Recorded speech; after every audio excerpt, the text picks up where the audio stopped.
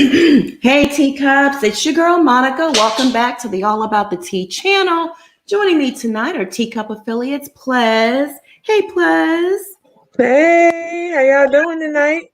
Good, good. You know I'm liking that. Ooh, child, what is that? The lip color of the day, my love. Thank you. It is a lipstick, a matte lipstick from Milani called Orchid. Very nice, very beautiful. I love it. Compliments you so well. We also have Schoolboy in the building. Hey, Schoolboy. Hey. Hey, how you doing tonight? Ooh, it's almost Friday. We made it to the hump to the middle of the week. I know, girl. I am feeling it too. Bishop, hey Bishop. Hey, how y'all doing? Good. All right. I see you presenting tonight for Golden State. Okay, all right. Yeah. Shout out to the Bay Area. I know that's right. Nothing come close to the Golden Coast. Oh Lord, Lord, don't start the debate. And we also have a So Debonair in the building tonight joining us. Hey, So Debonair. What's Hey, up? how's What's it up? going? How you doing? How you I'm doing? doing good. How you guys doing? Good. We're doing good, right? Yeah, we can't complain. Teacups, on the agenda tonight, we are discussing K. Michelle's booty collapse. Yeah, the booty collapse once again. And OG from Basketball Wife, her shocking secret recording that blows the lid off of Basketball Wives' fakery. Why don't we go ahead and get into it? Let's do that. A website called All About the Tea. She told All About the Tea that during the fight,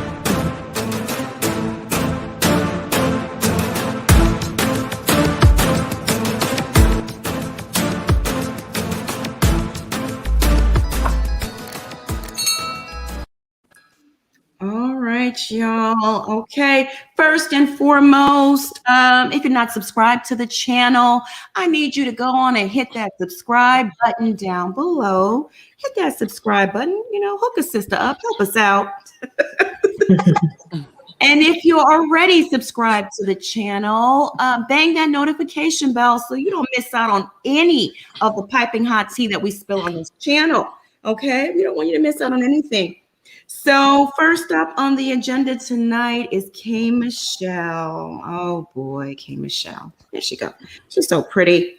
Her booty has collapsed once again. Left cheek has deflated. Okay. So let me just bring you up to speed what happened. K. Michelle, as you guys know, if you're a K. Michelle fan, she has been on a years-long journey to remove the implants and illegal industrial materials that they use to, give her a bigger booty. They call it butt shots, but they're illegal and not legal. And they use all kinds of stuff like Fix-A-Flat and illegal silicone and all kinds of stuff. So she's been trying to have surgery after surgery to have all of that industrial waste removed.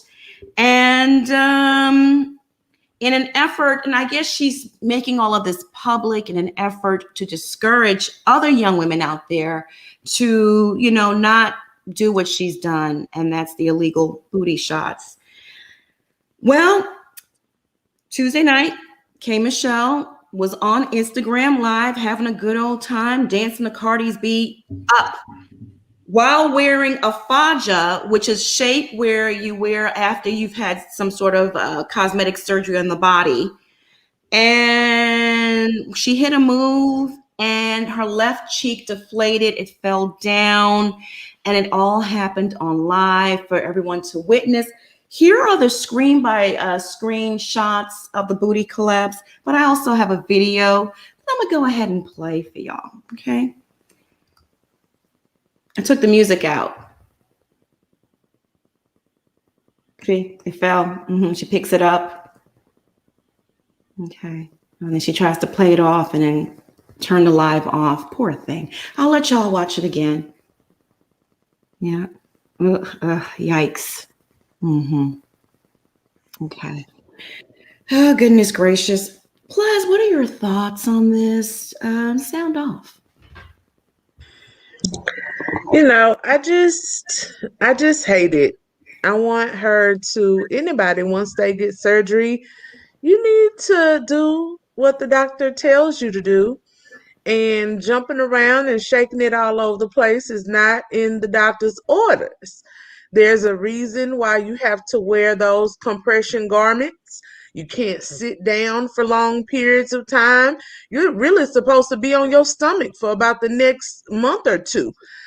So I think just too much activity could have caused some things to become dislodged. And I really hate it for her. It really just speaks to this culture that we have somehow cultivated that, you get a big booty by all costs. She had a very nice shape before she started experimenting. So I'm really sad to see her still going through this.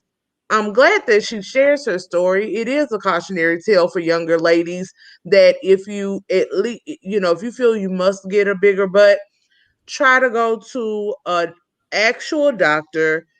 Do your research, look at the reviews, save up your coin, get an actual, Brazilian butt lift where they transfer fat out of different parts of your body.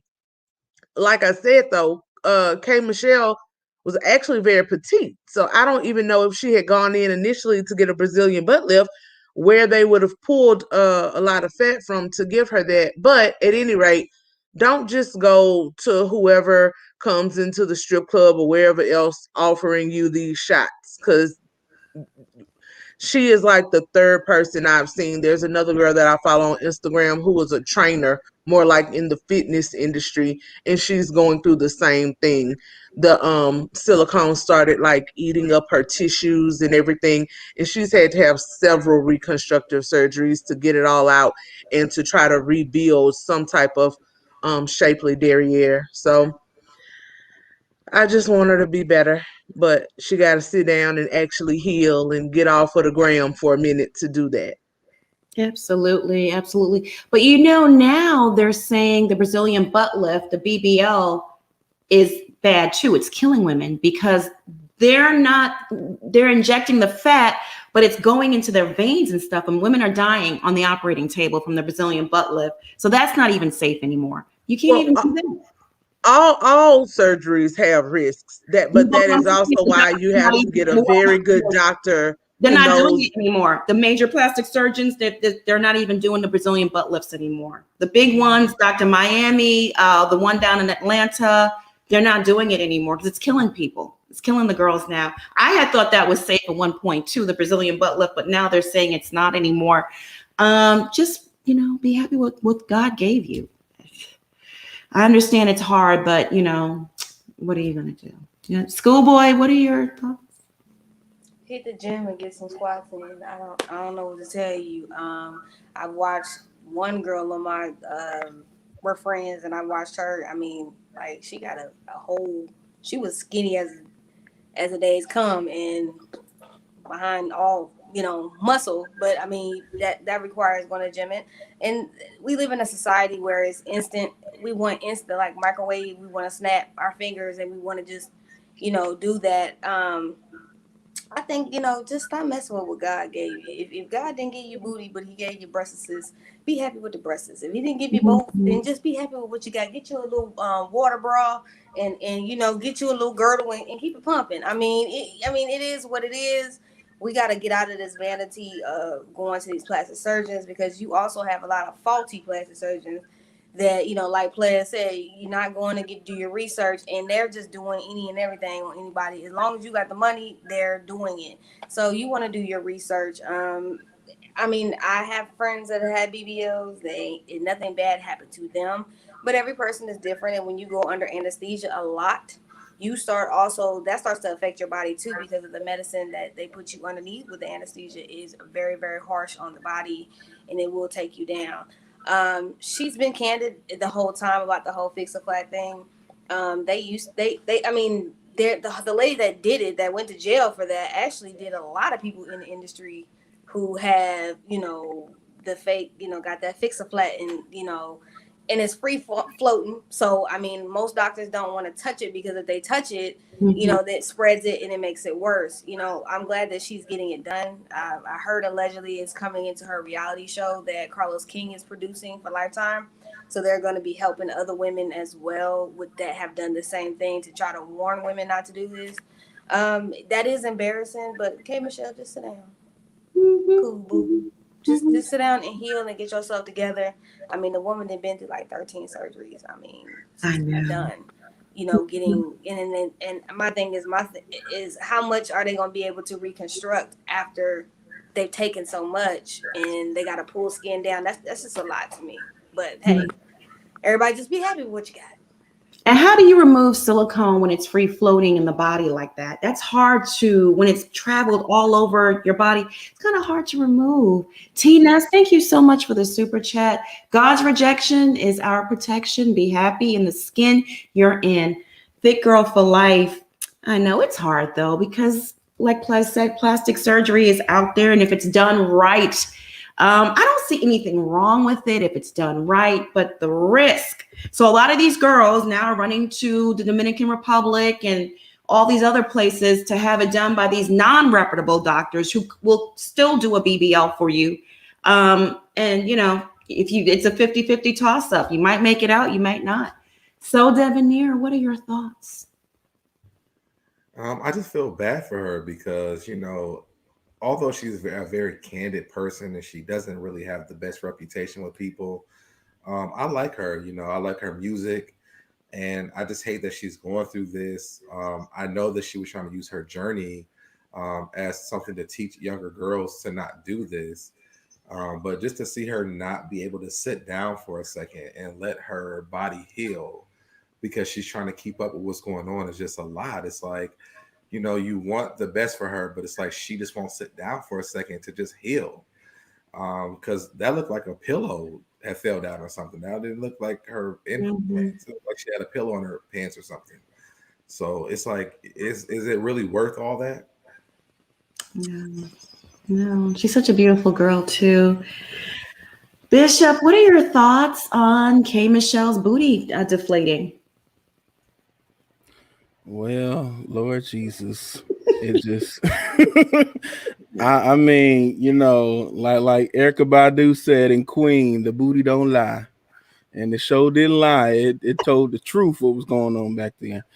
But you know, it's hard for me to feel bad for her because she's so misandrous, and she's so I used to be a fan of K. Michelle for like a good solid 4 years, and the more she kept doing, the more I said bye-bye. But I wish her the best because I don't wish no harm on nobody. But I ain't gonna lie, y'all. I'm gonna keep it on. It's hard for me to feel bad for her. You know what I mean? It just really is. And if you do get surgery like this, for people out there, just make sure you take the safe route, because I know you can tell everybody love yourself, but if it ain't up here, the only best you can do is tell people to do it safely, and make sure when you get it done, make sure it looks right on you. You know, you can't have no 60-inch booty and you a slim chick. It's gonna make you look like a Bug's Life. You know what I mean? A strange ant-looking chick, and that's not cute. I'm sorry. To me, I'm be like, no, thank you. You look really disproportionate. And before she got the booty done, she was a nice size. If you ever look at her old videos, like Fallen and I Can't Do This, she had a really nice shape for a slim chick. So I'm like, I don't know why you did all that. I don't know what self-esteem you went through. She needs to get the mental done first, because that skinny nose, it messed up her face. And I'm like, ma'am, just get some mental help. That's my thing. For any woman, if you're going through body issues and mentally, and you think you're not good enough, you need to go seek a psychiatrist first before touching anything, before letting anybody touch anything. Get the mind done first. Yeah. Beautifully animated. Thank you so much for the super chat. The butt is the most unsanitary area for cosmetic surgeries. Because of that, most doctors who are about their patients and not just the money, won't mess with the booty, said by cosmetic surgeon. A lot of them do. I mean, there's a lot of money in it. It's a tough situation because I like K. Michelle, and I understand when the industry she's into, the bigger the butt, the more men flock to you, and you want men, I guess, to adore your body. And a lot of Black men like that type of body, but you don't want to end up looking like this. Let me pull this up. And this is what we see a lot. No man, as Plans would say, no man Pam. This is just with those skinny legs and the big booty like that, it just. I think that is a man. Them feet was kind of, yeah, those feet are, whew.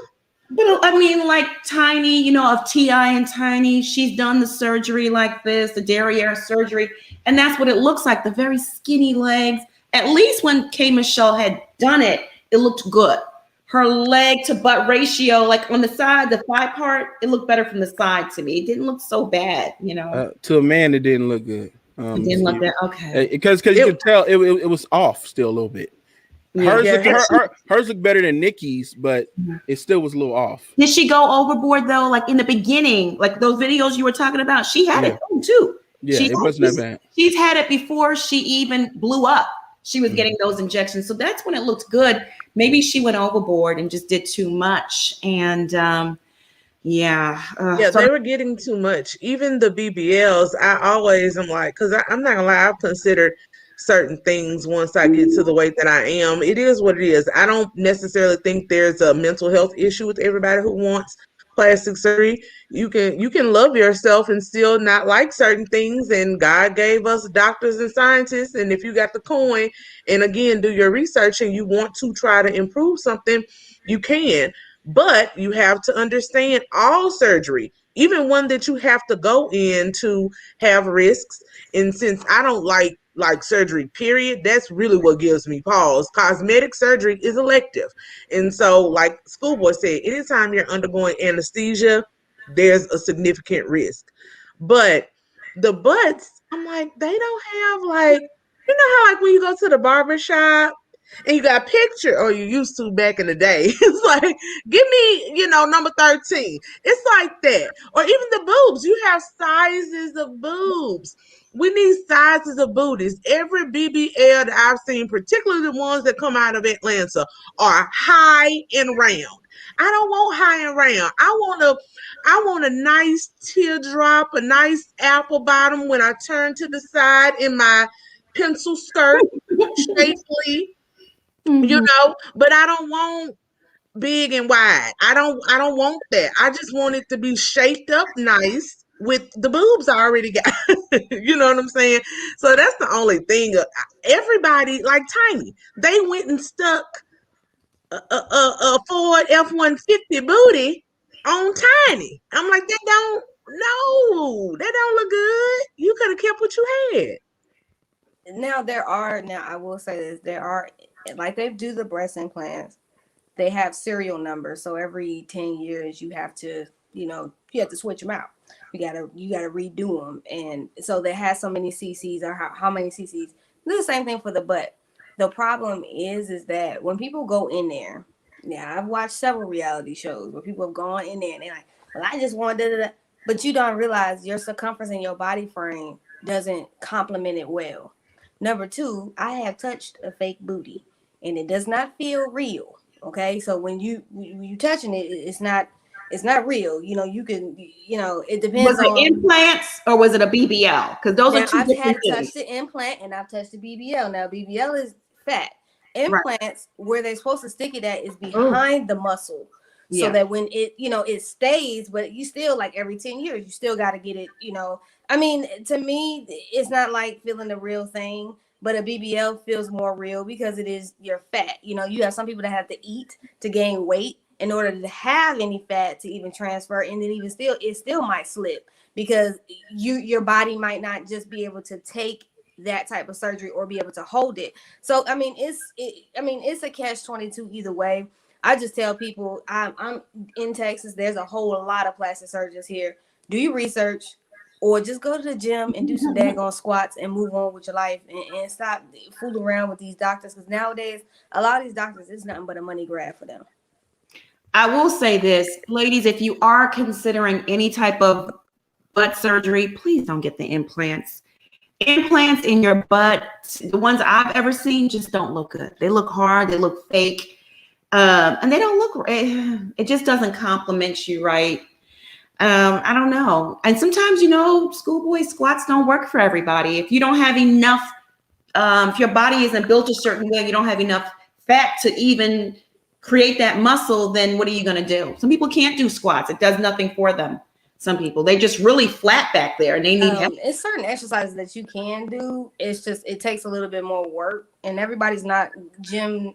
Some people just don't want to work out. They just would rather it just, like I said, come to them instantaneously. I have seen people have butt lifts, have implants where it's lopsided. And I seen girls at the strip club like that. You just walk by, I'm like, oh, your booty, you know. But you know, I know it's an implant. See, Monica, I think the issue, and I'm gonna speak for the booty deficient delegation out here.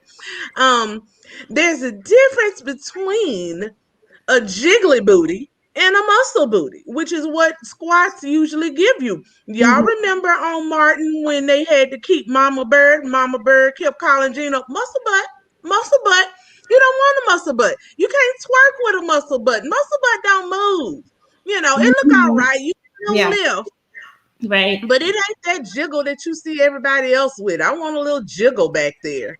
What if the person is flat like an iron board? I mean, just flat. How do you go to the gym and build off of a flat iron board? Is it just turn a hard muscle? Like what happens? No, it's not.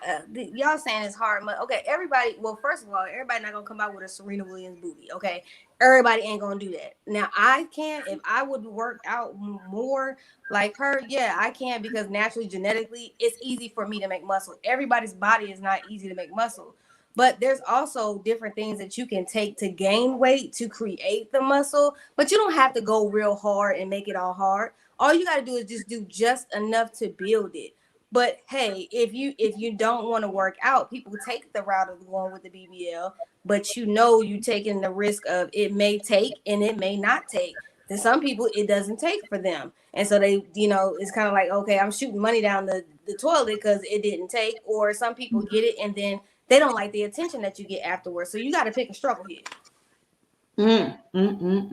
Well, K. Michelle made quite a few statements on Twitter because this thing blew up in her face. I mean, I'll read the statements to you. So she says, so the video of me dancing is sad that I even have to explain. I walked y'all through how difficult this process of removing silicone from my body for 3 years / 16 surgeries.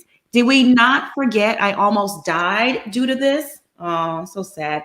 Now I'm in the process of 3 reconstructive steps. Okay, so I already saw that. So what you saw in the video was a happy woman with a faja and my extra fat. I've been very open so I can heal, ladies. I didn't have to tell anyone, and I could have covered up until the process was done, but no. Ladies need to see and hear the truth. I decided to use my platform to help. I haven't bothered anyone. I've been out of the way. So what I don't understand is what was the purpose or what was so entertaining about a woman finally being able to walk again with extra fat from the removal. I saw the comments, and of course it was Black women filled with so much hate. I'll stop right there for now. Let's comment on that. Schoolboy, to me it's a little hypocritical, but okay, what are your thoughts? What about her saying like there was so many Black women with so much hate? Yeah, I mean, clearly she felt some type of way. She lifted it back up, right? And then she sauntered over to the camera and turned it off. She stopped the live. If she was so proud of it, why didn't she just speak about it right then and there? Because it's embarrassing. I mean, shit. Yeah. I mean, let's just keep it 100. She didn't expect it to happen. It was embarrassing. And yeah, even though, you know, even the toughest person that they can act like they the hardest person in the world, they still melt on the inside like butter, like anybody else. It happened on live. Okay. You know, it's humiliating that it happened on live. And people were, you know, people are judgmental. I mean, it's the internet. I mean, so even if she stopped and explained it, would have had really made a difference? To me, I don't think it would have made a difference because people would have still said something negative. So, I mean, at the end of the day, you should have just sat down. You know, just lay down. It's cool. It's okay. Lay down. You know, and we gotta stop using a context. Oh, it's just black women. It probably was all kind of men, women of all kind of shades and colors that was talking ish. It's the internet. Right.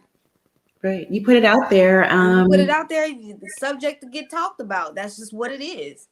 And people are gonna, you know, I mean, if something like people are not used to seeing a booty collapse, so of course they're gonna talk about it. Bishop, what are your thoughts? Oh, she wanted to feel bad for her. Yeah. Let's go down the history of K. Michelle. She had done so many people dirty, talked so foul to folks, called people all kinds of names, everything but a child of God. And you want people to have mercy on you? Really? Now, if you want mercy, the Bible says you must be merciful. You can't be a merciless person and go in on everybody and say everything under the sun and then expect people to feel bad for you. As much as you went in on black women, yes, you're the people that, you know, the women that you want to stick up for. I never seen her went in on the other group of women except black women and black men. So what do you want me to do? Feel bad for you, girl? Like you gonna get roasted to oblivion, like you roast people. See, I talked about this on my channel. The people that talk the most, they can't take nothing. They can dish it, but they can't never take it. Like, girl, you better take all of it and some, because your mouth then said a lot of reckless things about people. So I'm not saying that it's right that people going in on her, but come on now, you give what you gave to people. So I don't feel bad for her. I said, oh, you want me to feel bad for you? God bless you. I hope you get better. I don't wish death on you, but I hope you get better. Yeah. She had poor Tamar crying on The View, talking about she looked like a Muppet. So I mean, you know, Plez, what are your thoughts?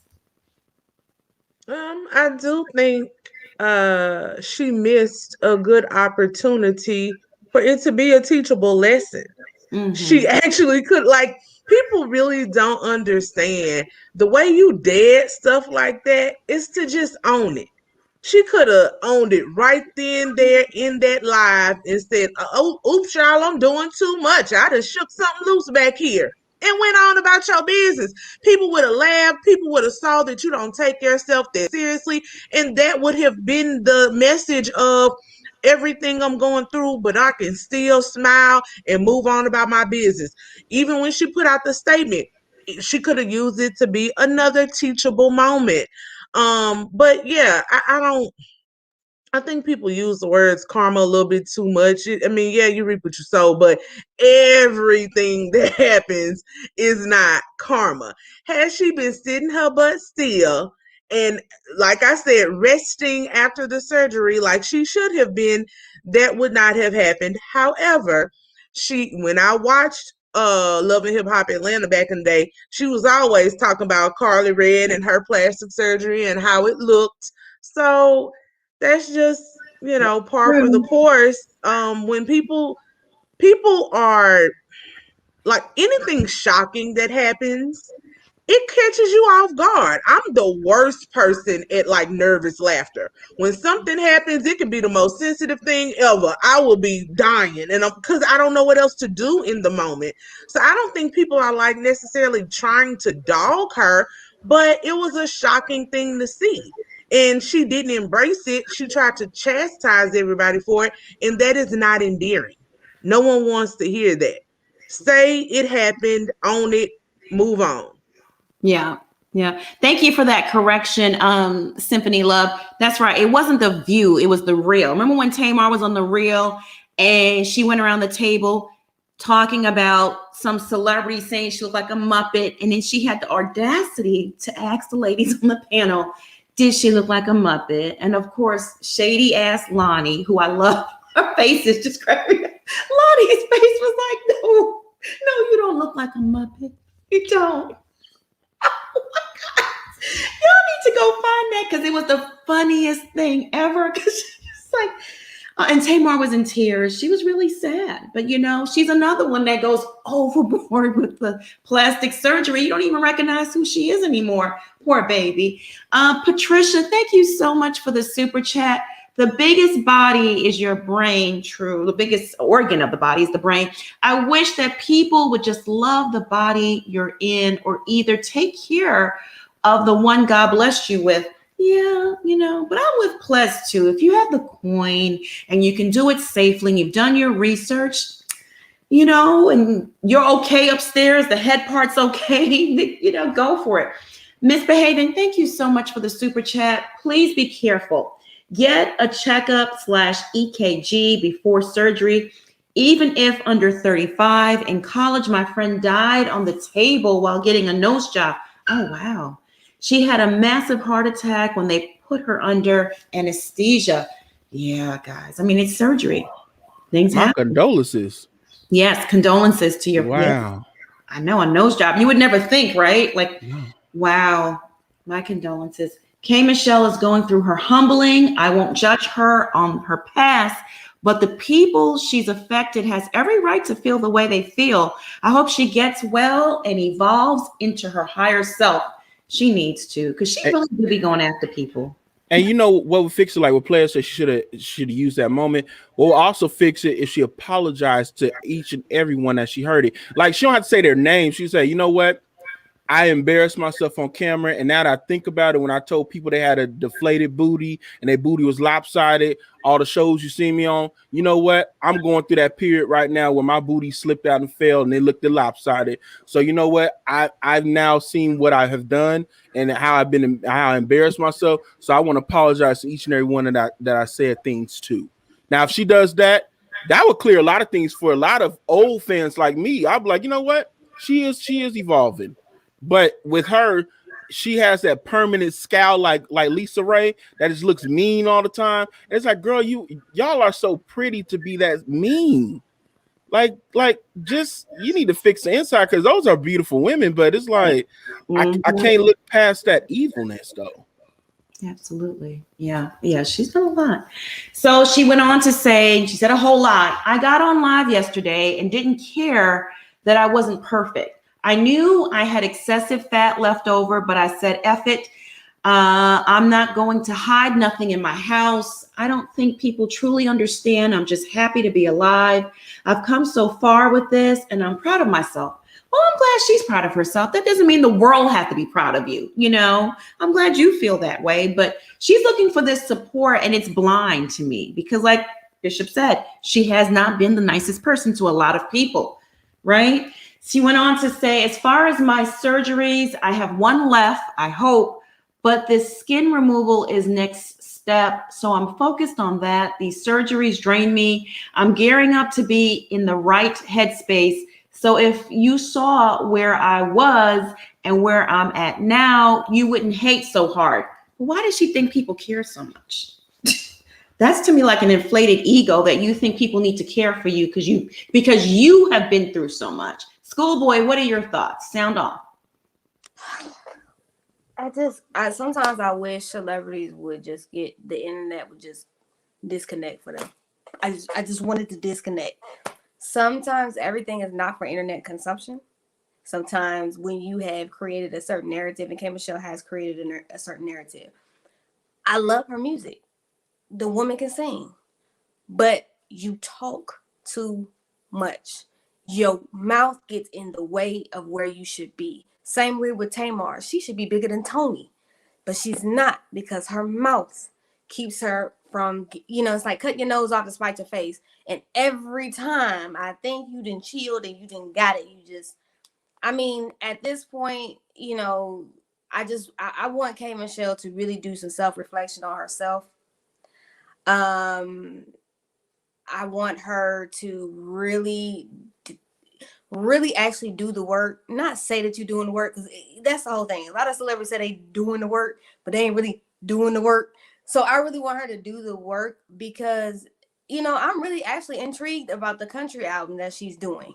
She's doing a country album, and I'm actually really intrigued about that, because I know that she can sing, and I know she would do awesome in country. We need to take country back. That was ours first to begin with, but that's another story that we'll talk about later at another time. But I just want her to stop, heal, get your mind right, get your insides to your outsides right, and then come back and redeem yourself. I think K. Michelle just sometimes, when somebody doesn't give her the criticism that she wants to hear, or they're not coddling or pandering to her feelings, she gets upset, and then it's a lash out. You got to know when to pick your battles. And sometimes you just need to just, like Kendrick said, be humble, sit down. And it's okay to do that, and just to get your mind right. But this lashing out the internet, that don't make me want to buy nothing that you got. I'm just being honest. It doesn't make me want to go to a concert. It doesn't make me want to go to purchase anything. I like you, and I love that you can sing and you have talent, but you do too much. The internet is too much. I wanted to go back to the 90s when the artists, we didn't know about their personal business. All we knew was that you sung, win the concert, and that's it. Yeah, very true. What are your thoughts on this guilt trip and her acting like we're supposed to feel her pain? And plus, what are your thoughts? The guilt trip is the guilt trip for me. I can't get over. Well, yeah, that's the thing. You can't force somebody into caring for you. If you need to make the statement, make the statement. But all of the y'all don't know, well, we don't know because you don't share. And then when you do share, you get mad thinking that we should have known before you even share. It's like no one is a mind reader. And in all things you do, it's all about the delivery.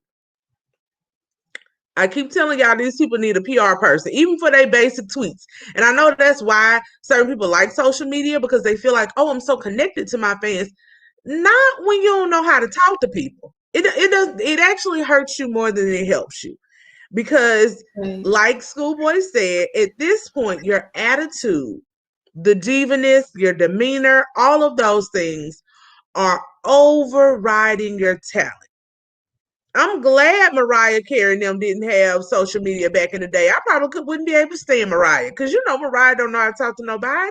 And that's why she knows her lane. Her kids be over there playing on TikTok and stuff like that. But then when it come on, don't bring that over here to mommy. Mommy good. Close the mommy door. Like she knows if she really showed all of her stuff, she might lose a few fans. So like I said, I do feel bad for her, but when you do it of your own volition, again, if it was just showing the process, you would be, this is how I get up and this is what I have to do every morning to take care of it, not twerking in the mirror. And you can be happy. I've had near-death experiences, and you do feel elated. You actually go up and down. And I guess mentally I can't get it, because when I was in the hospital for a few times, the social media was the last thing on my mind. The 2 months after the story that I shared the other day, I was people thought something had happened to me, because I was off of Facebook for months. I didn't want to talk to anybody. I didn't want to see anybody. I didn't want my mama to hug me. Like, I was just numb.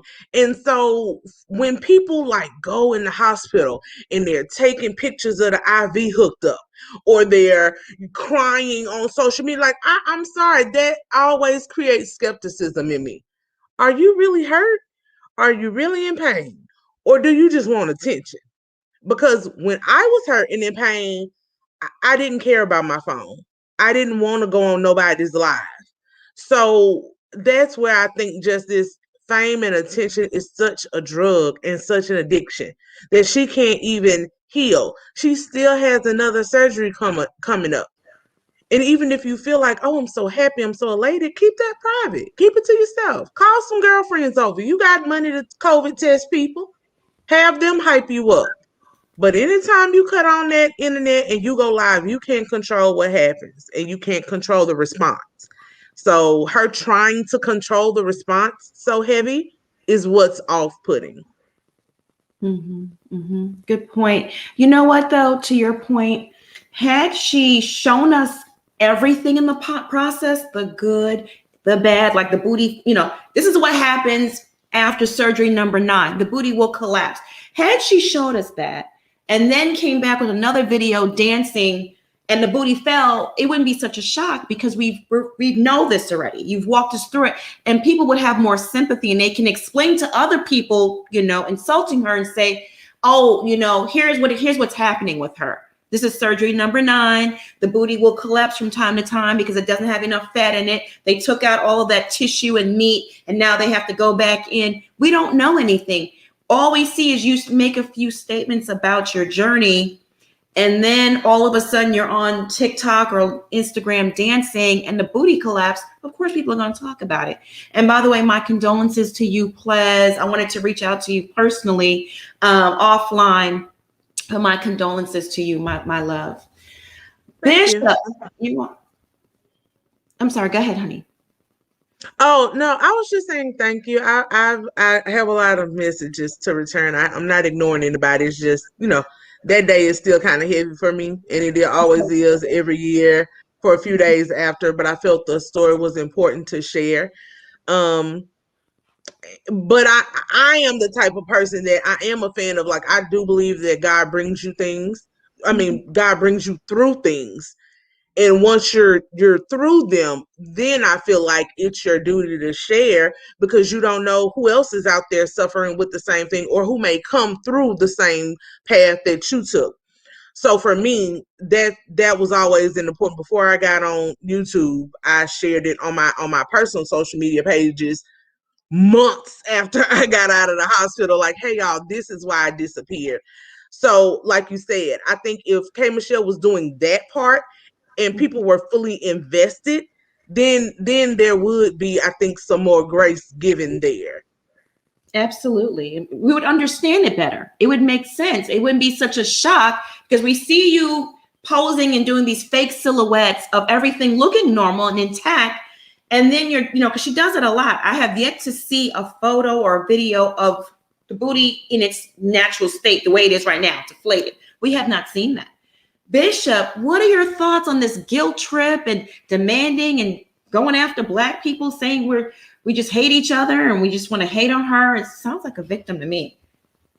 It's typical K. Michelle. She called men were trash. She talked trash about Black women. It's typical her. And then when she turned back around, nobody understands me. Nobody understands me. I'm like, girl, turn off that camera. Nobody want to hear you. But I think she should have had a documentary, like what y'all were saying, a camera that followed her everywhere through the procedures and everything, and then release the video and say, this was been going on with me. And we see the whole documentary, and she would stayed off of social media and then presented it and say, hey, I got a video with Netflix. I got to deal with Netflix or Hulu or whatever. They're showing my documentary. It comes out this day, about, getting the dangers of getting injections. I mean, a lot of people would have flocked and watched that. I would have watched it. I was like, oh, this is where she been at. And I would have went and go watch the documentary, and it would have showed all the steps, all the years that she went through all this. And she could have done little media blitz here and there. But again, with the social media, I wish singers would shut up. You're not commentaries. You're not commentaries. People that give commentary. You're not people that do that. So I'm so tired of them trying to give their opinions and other stuff. It overshadows your music. Now, I understand people try to do it for shock value so people can go and see their next project. But if it ain't your project, I don't want to hear you talk about anybody else. I just wish people just shush and just go back to singing. Yeah. Do you think she has a career in country music? Oh, yes. I love her country tracks. Like the one on More Issues in Vogue. The one she did, it was number 6. It's a love song. I know It's you're talking about. crazy. It's Yeah. but basically they're going back and forth. And I love her country songs. I can't wait to do country music because I love country music. That's one of my favorite genres. Me And too. she is doing a document. That's the purpose of the show with Carlos King, is to show the journey. The messed up part about it is that by doing this, it kind of takes away from the anticipation, because they just admitted that was in the works. That's what they're putting together right now. So it's just, I do want K. Michelle to win, but I wish singers would go back to what Beyonce does. She hushes, and the only time you see her, and she doesn't even operate her social media, her team operates her social media, and the only thing you see is when she dropping some Ivy Park, or she doing a project, or something is coming out. Jay-Z don't even do it, period. So it's just some people, they just don't do it, and it works for them. It's that way. They don't mess with your intellectual prowess, and nobody is saying, oh, well, so-and-so said this or so-and-so said that. I think nowadays, because people don't have actual talent, I'm gonna say it again, people don't have actual talent. It's not about talent. It's about how many followers you have, how half naked you can look, and how well we can market it, and how much we can push you on social media. It's not true talent. It's too many rappers that don't write their own rhymes. There's too many singers that don't really, they don't publish, and they don't write anything. There's somebody else as a team that pushes it. All the auto tune. Thank you, T-Pain, for that. So you see that so much now, that there is no talent. If you took all of that away from 90% of the music, it wouldn't work. We wouldn't have nobody. That's true. True. Okay, let me continue reading these tweets. I think I read that one. Okay. Oh, fun fact, in the video, and still right now, I have stitches in me. I guess you meant stitches in me. An open wound that we have to care for every morning. So why are you on Instagram twerking?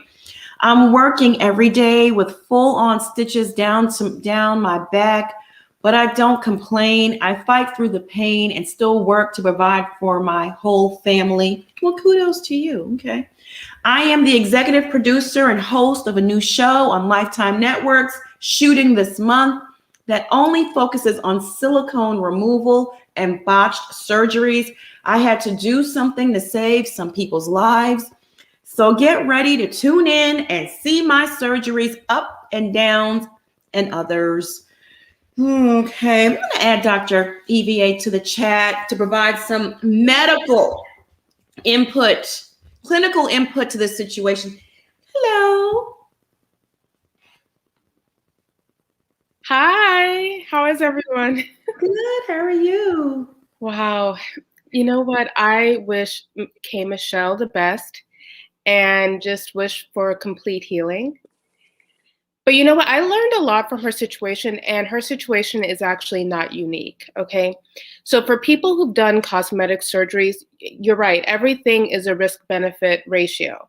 So the first thing is, if you want to do a surgery, it's best to actually have a primary care physician, because you're right, every surgery has risks and benefits, including death, even simple surgeries.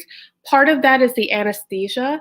And I just want to say thank you to the young lady who shared her friend's experience that, unfortunately passed. But yeah, it's important just to be plugged into the healthcare system in general, because with each surgery, there are risks and benefits. There's anesthesia that could hurt the heart. And so you have to know if your body's even strong enough to do any kind of surgery. That's number one. The second thing is, I just want people to know, this is not well regulated. I mean, in the last several years, all of these butt enhancements are becoming increasingly popular, right? But it's important to investigate who is actually doing it. So people do unfortunately call themselves doctors, and they're not actually doctors, number one. Number two, there are different kinds of doctors. There are cosmetic surgeons, plastic surgeons, and then others who are doing cosmetic procedures and who are trained. So part of that is you want to look into the credentials of that physician or that surgeon who's doing it, not necessarily a procedure. There's a proceduralist and a surgeon. They're not necessarily the same thing. So just be aware of that. Okay. If I were to get a surgery and I wanted to do like a cosmetic surgery, I would be looking at where that person trained and how many surgeries that person has actually done. So it's not just about, okay, he or she is Harvard trained. If they were Harvard trained yesterday, that's just keep that in mind versus someone who's done this for 20 years. Okay. The next thing I will say is that, again, these kinds of surgeries or procedures are becoming increasingly popular. And so we don't have like a long history of all of this.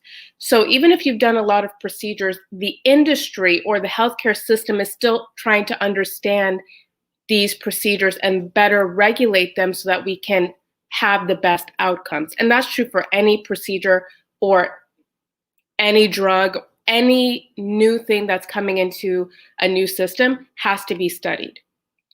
Does what I'm saying make sense? Total sense. Yeah. Okay.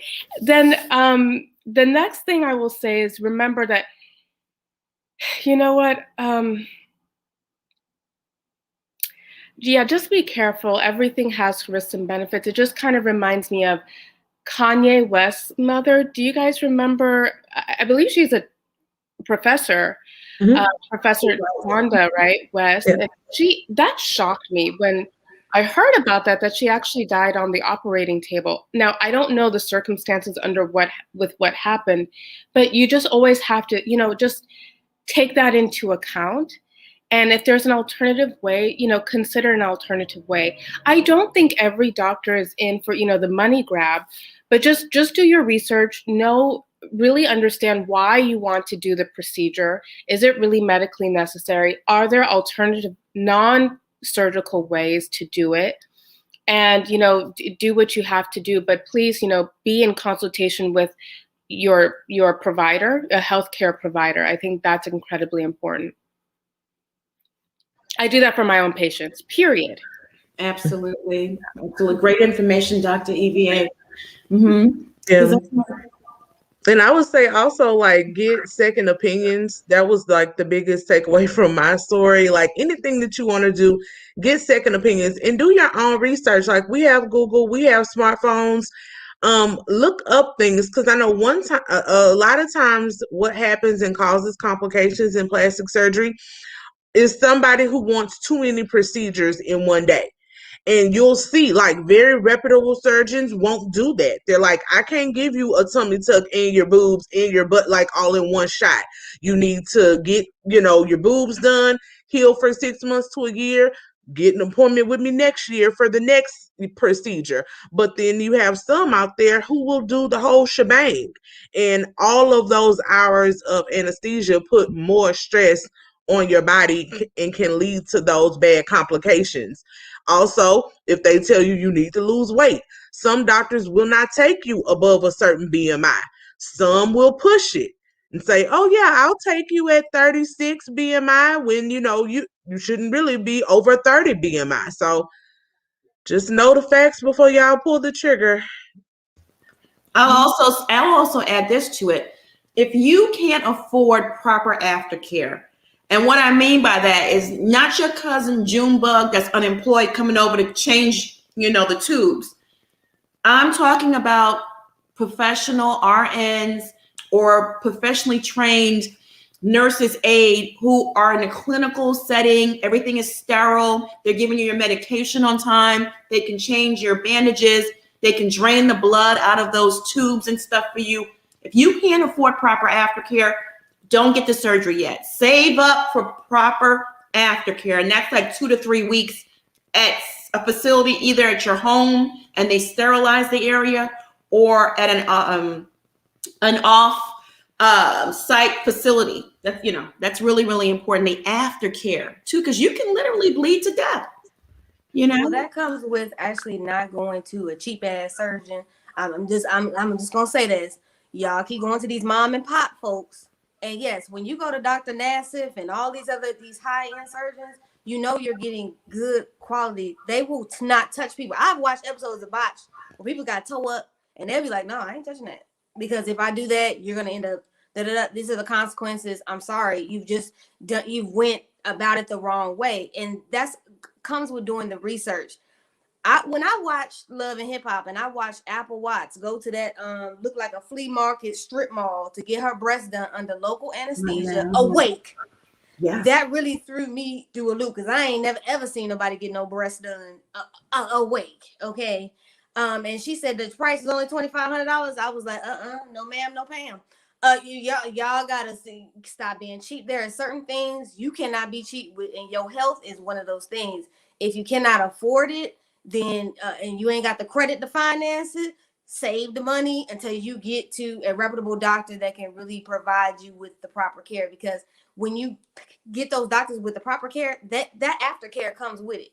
You go to the aftercare, there is RNs right there. You are staying there for a week or two. That's the purpose of you paying the amount of money you're paying. But hey, you getting adequate care. You can't be cheap on some of this stuff, y'all. No, because you have to abide by a strict diet as well. When you have surgery, you can't eat foods that will cause inflammation. A nurse or a certified nurse's aide that understands that will prepare a proper diet for you, give you your medications. So yeah, if you can't afford the aftercare, because some surgeons don't provide that with the package, you have to pay for that. They'll just send you home. They've done their job. Don't do it right away. Save the money. Do it the right way. All right, y'all. Y'all want to get into this OGT? Yeah, okay. All right. Dr. Evie, I'm going to put you in the backstage. Just hang out there for a while, and I'm going to play some videos and stuff because you are Nigerian as well, and I want you to have some input. I know you're a big OG fan. So hang tight. Let's do it. All right. All right. Okay. So now on to OG and Basketball Wives. Shawnee and the girls are getting exposed, okay? OG is speaking out, y'all, and it's not looking good for that whole cast over there. So as I previously reported, some cast members of Basketball Wives clicked up and walked off the set. They're claiming OG exhibits disturbing behavior. Their claim is OG is using this colorism as a storyline to attack, other castmates, but it's fake. So there was a sit down between OG and Kristen because Kristen is dark skinned as well. And Kristen approached her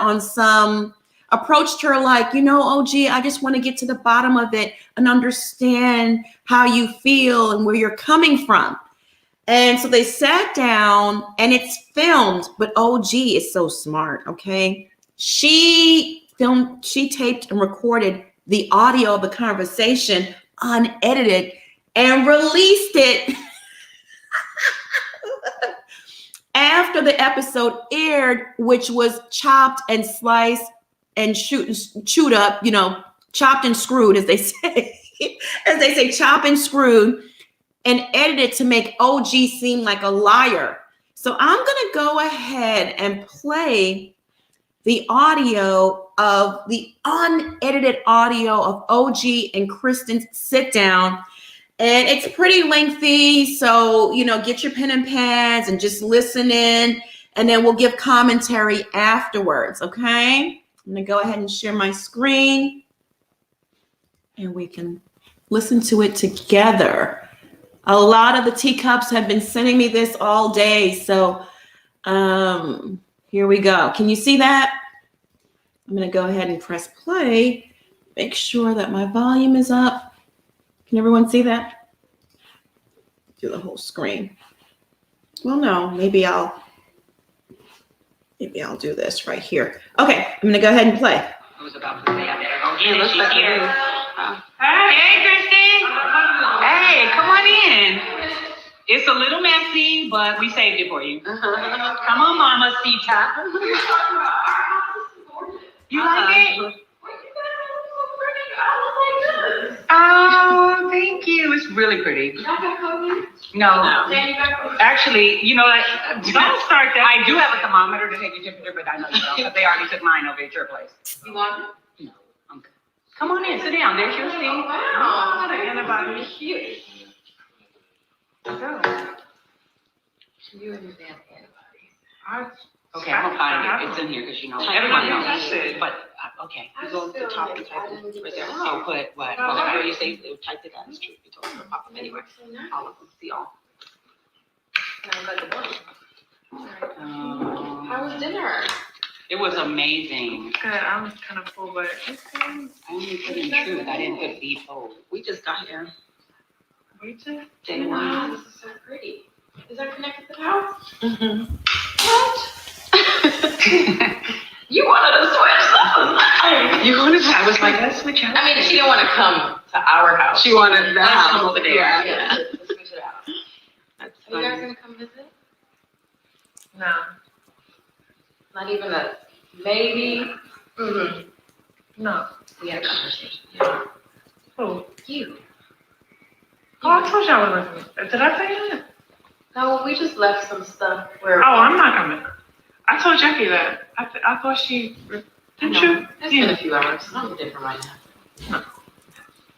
My word is not bond.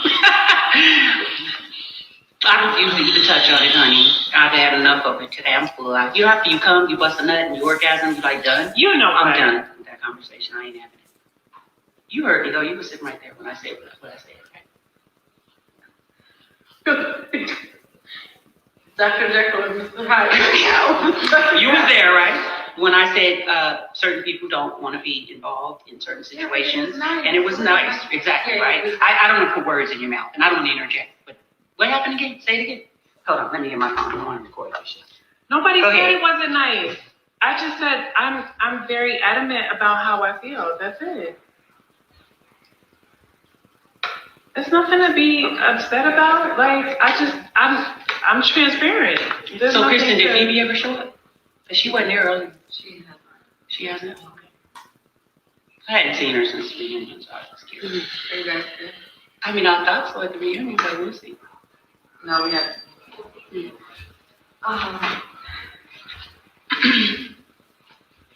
But I shared with OG that I thought it was very amazing that you, and I, what did you call it? I commend you because you said on your own that you wanted to sit down with OG. You had some things you wanted to get off your chest. No, not get off my chest. Okay. But I did say that I would like to have a conversation with you. If you are willing to have a conversation just you and I would love that. If not, then I completely understand. Well, I offered to leave, but OG. There's no need for you guys to leave. It's not that big. I don't think it's that deep. That shit either. You what? I'm not a part of y'all's whatever. No. Okay, so I'll just be clear, and then you can make whatever decision that you would make. I didn't come over here to rehash anything negative between you and I. I did not. There has been so much that has gone on in the world, in people's lives over the past, year to 10 months. And as unfortunate as I think the conversations that you and I have had have not been the best, I have done my best to put that behind me and let that go. And I would like to personally move on with you in a better direction. I guess clean slate would be the word that I would use. So I wanted to come over here to have a conversation with you, to hear you, to understand where you are coming from, to not interrupt you, to do nothing but, in the beginning I'll say listen because I may have a different opinion and I may not, but I really wanted to understand and be very fair with you when it comes down to what experiences or feelings, whatever it is that you feel when it comes down to the colorism thing. And I wanted to have this conversation because I feel like we're the same skin color. So I'm hoping that we can have that conversation. I'll tell you what I told the other ladies. I said, it is very possible that we're not listening and that we missed something. And no one's asking her what we possibly have missed, where she was in an experience and felt some type of way. I said, no one's talking about something. I want to. So if you want them to be here, I get it. Otherwise, if you and I can have a conversation, great, whichever way. But I want to listen to, like, how we got here when it comes down to feeling like people were being colorist. Okay, so For starters, there isn't much I want to say because I feel like I've already touched on it, and I've touched on it in great depth, and there's not much to beat with a dead horse. Yes, we are similar in complexion, but there's different things that go along with that, like features and stuff like that, facial features. So for me, there isn't anything that I need to hash out. I am very transparent. I speak on things when it's present, and then I move on. This happened over a year ago. I don't have to talk about something that is an everyday experience. I don't have to talk about something that is a lifestyle that we push through as Black women. It happened. I pointed it out and I moved on. So when I truly move on, I don't go back and have to bring it back up again because I feel like I handled it the way I wanted to handle it in that situation, in that point in time in history. And it's history to me. It's something that I witnessed. I cannot ever explain myself to someone to get them to understand what it's like to be me or be in my shoes or experience what I've experienced. There are a lot of things that have happened on and off camera that I don't have to share because they've happened. And I think that it's really important to talk about situations in proximity to when it happens because a lot of details get lost. So I don't really have much to say. I mean, I don't have anything to explain. It's not we got here or we got there. It's just I'm over it. I know certain issues. I've addressed them the way I wanted to address them and I've moved on. So. Okay. I'm not going to force you. I felt like as a woman of the same skin color, and now I see that you're saying that features are a part of it. These were things that I didn't know. So you are bringing something different to the table that I didn't know was affecting the situation. I literally thought it was just a skin color thing.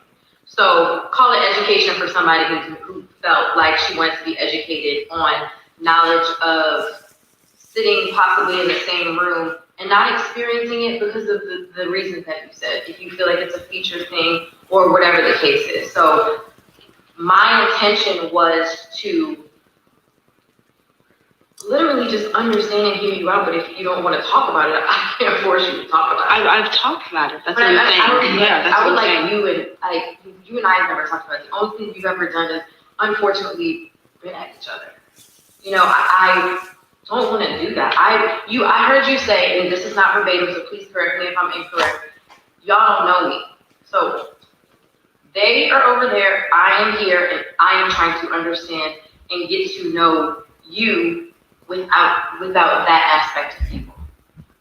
Colorism isn't a part of me.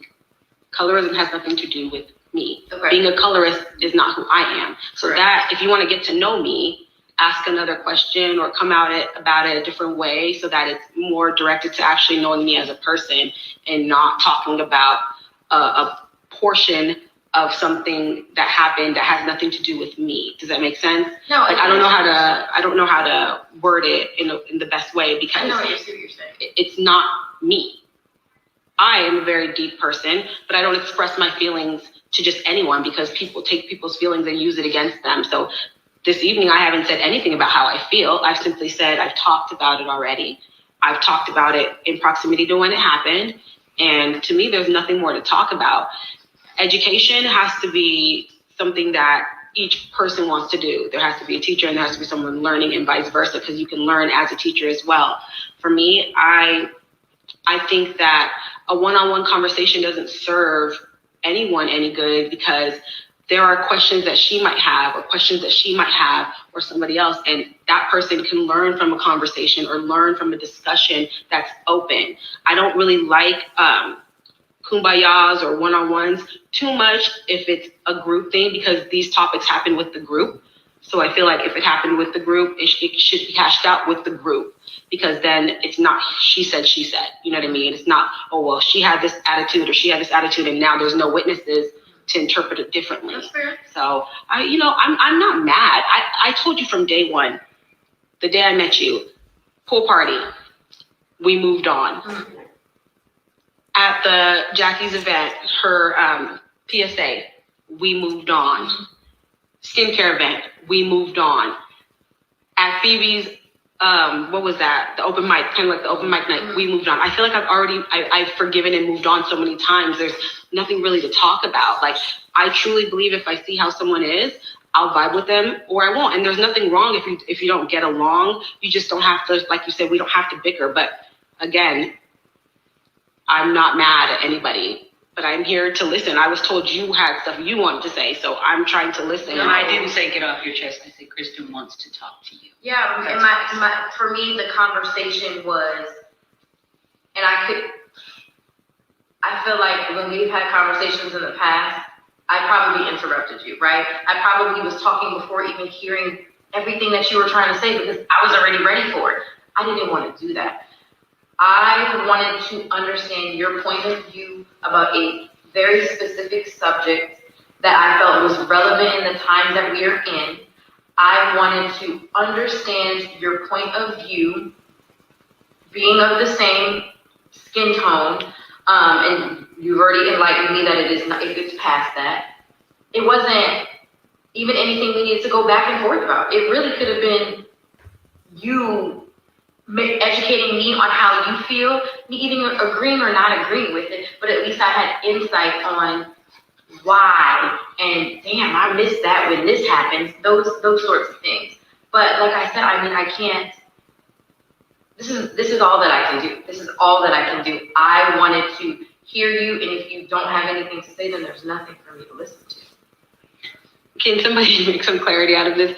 I thought you had something you wanted to say. I just see my being Kristen, and I was saying. I didn't miss it. I thought it was really sweet, and I still do that. You said I want to talk to OG myself. If I'd have known it was about the colorism issue, I would have relayed that to her. Yeah, I didn't tell exactly what it was about. Yeah, I had no idea, or I would have said it to you. Well, so you haven't talked about it. What do you want to talk about? Well, you have to lead the conversation, though. The conversation was asking you a question. You chose to answer by saying that you didn't want to talk about it. I would love to know, maybe I'll be more specific. Why do you feel like you experienced colorism in this group? I don't want to share that with you. Yeah. Okay. That specific topic, no. Okay. Yeah. That is the conversation that I came to have. And she doesn't want to have it. I can do nothing but respect that. That's fine. Yeah. Well, listen, you heard me say, my whole thing is, if I can help in any way, and all of us should do this and want this openness to have grown women conversations and move forward. And I feel like that's what you guys are having, is a grown woman conversation. Agree to disagree, or not disagree. What I don't like is a snooty, uppity bitch, and I ain't saying that's you, just rude and making shit worse in our group. And no one's doing that. So let's not do that. Let's just keep the communication open. Who knows what can happen? If OG doesn't want to talk about it, it's great that you're respecting that. I didn't know what it was, so all I said is Kristen wants to talk to you. That was it. Can I ask you this? You've been present for different events. You've been present where there's been name calling, correct?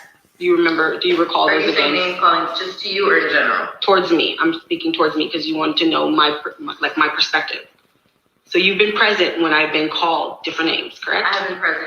There's a specific situation I can think about where you were called a name. Okay, so that in itself should be the epitome of, or a baseline of where to start with this group. The fact that I can literally say every single person in this circle has had a judgment or something to say about me before they met me speaks volumes. If I can say that girls have openly admitted that they've Googled me and passed judgment on me, that's going to be solely based off of appearance. You don't know me. That speaks volumes. That's the baseline. You see what I'm saying? So it's not like I'm putting a wall up, but I have to protect my sanity, my peace, and just my overall everything. Like, these are things that aren't going to happen in one conversation. That's like trying to explain slavery or explain the Holocaust in one conversation. You can't do that because it's generational. It's also something that, how can I word this without sounding too frank? What I'm saying is, it's learned behaviors. It's taught. And so you are either aware of it. Some people are naive, and being naive is not a bad thing, so I don't want anyone to take that negatively. Some people are naive to certain things until they're forced to see it. And I think because of what's been happening with COVID, I think because of what happened to George Floyd, Breonna Taylor, and all these people, that we were forced to see their situations because our lives had to stop so that we could pay attention to theirs, is what's opening everybody's eyes. But I've already been awoke. I've already seen it. I've already experienced it. So for me, there's no point in hashing out all those things because it's not a one conversation topic. That's what I'm trying to relay to you. It's deeper than that. So, can I ask you a question? Or can I? So, the instance that I was recalling mentally was someone called you unattractive. How, or is that a separate thing from the colorism issue? She didn't just say unattractive. Now, whether everybody was paying attention because there was yelling, and I took the yelling till I couldn't take it no more. She didn't just say that. So that's what I mean by it's important to talk about it when it's relevant to the time, because then you miss out on details and no one has a perfect memory. So there was a lot of things that were said, and there was a lot of things that, like I said, on and off camera. And people forget that they have mics on. People forget that we are interacting in a different dynamic. And all of this, I learned early on, it's very important to try to remember what you say, because even in a situation with us, I thought I said something differently. But when it plays back to me, and when I rehear myself, I'm like, oh shit, I did say it like that. Okay, and that's the is he comment, all that stuff. I didn't even remember saying it like that, but I was in the heat of the moment. But I was able to relive it because we talked about it closer in proximity to when it happened. You see what I mean? So it just depends. Like, to me, I wanted to have fun. I was hesitant to come on this girls trip because I'm in a different space, but at the same time, I wanted to have fun. I wanted to see my girls, so, and that's what I intend on doing. Yeah. I mean, I think we are going to have fun. Yeah. And I think the first step was you even trying to understand. I think everyone wants to understand, but I don't want to put words in nobody's mouth. My whole thing, like I said, and it's going to continue to be, is for people to get along. When I get involved, and I am guilty of, when I'm mad, I will vent and I will say shit, but not none of this. I'm just saying in general. I'm working on getting better with that. But you would rather me say something than to do something. So for me, it's I care about everybody here, or I wouldn't even be entertaining it. And the only thing I relayed to her was you wanted to talk. That was it. Nothing more. I know you like to say people add on dubs, no dubs. It was just that.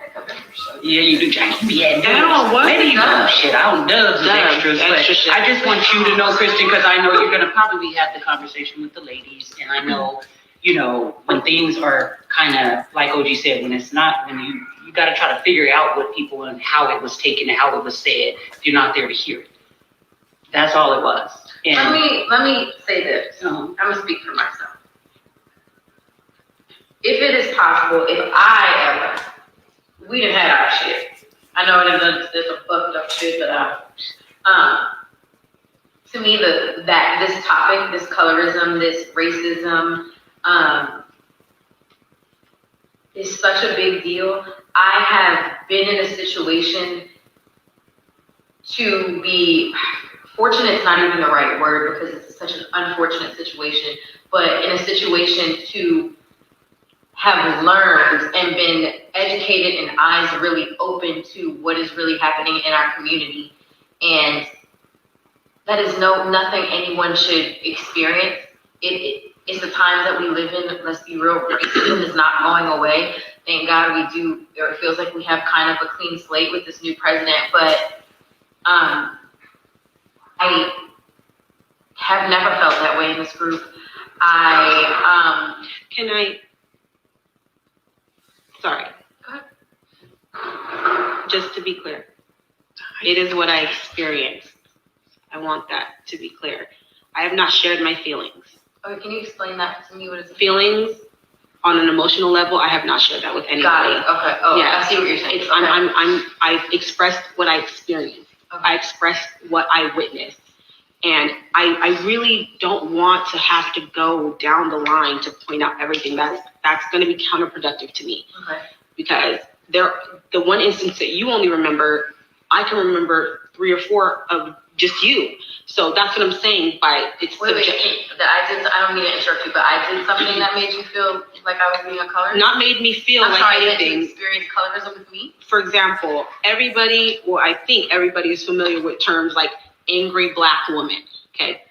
That term is associated with colorism. They paint predominantly dark-skinned women as angry, aggressive, this, that, combative, whatever word you want to plug in.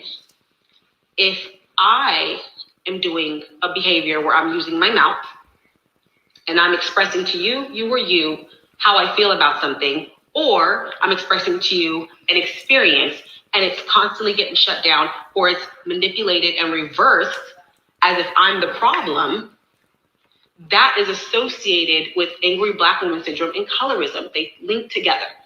Now, if somebody of a lighter complexion or a different ethnicity is doing the same exact thing I'm doing and worse, taking it to a physical level, that is colorism. You're not holding that person accountable because of their appearance, their complexion, their features, whatever you choose to judge them by. You think what they did is less than what the dark-skinned, angry Black woman, quote unquote, did because of what? There's only 2 things that are separating them as the pendulum, the color of their skin. You were at the reunion. I was. You were at the reunion. Mm-hmm.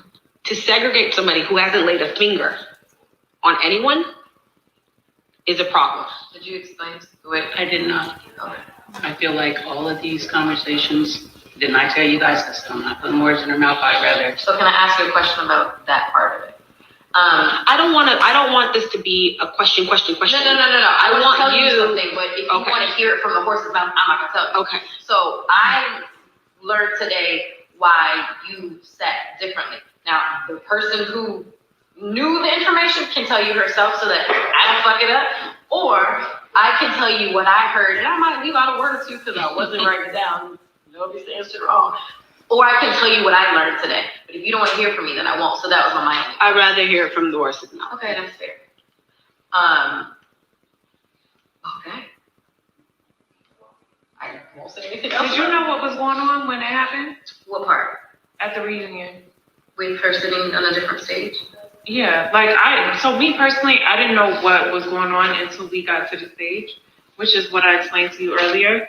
So I'm just curious if you knew what was happening prior to hitting the stage. I knew when I stepped up the stairs and saw the seat room. Oh, see on it, okay. And I learned today the real of why it was, how it was. Which I don't think any of us knew in depth because apparently that's above the pay grade. Right? Too much above your. My pay grade is above everything. No, I know. I feel like. Were you happy with what you? No, I don't understand. Was privy to what was. I understood. No, I wasn't. I was privy when they asked me to go over there and talk to OG, which is great. Yeah, and talk to her. But what I'm saying is, what Kristen is trying to say is the situation with Tammy was supposed to come to the reunion and so on and so forth. But like you said, let OG and Shawnee have that conversation because that is something that has nothing to do with any of us. And it's not a bad thing, but I don't know. So I don't want the words either, Kristen. I get what you're saying. So, that's probably something y'all should probably have.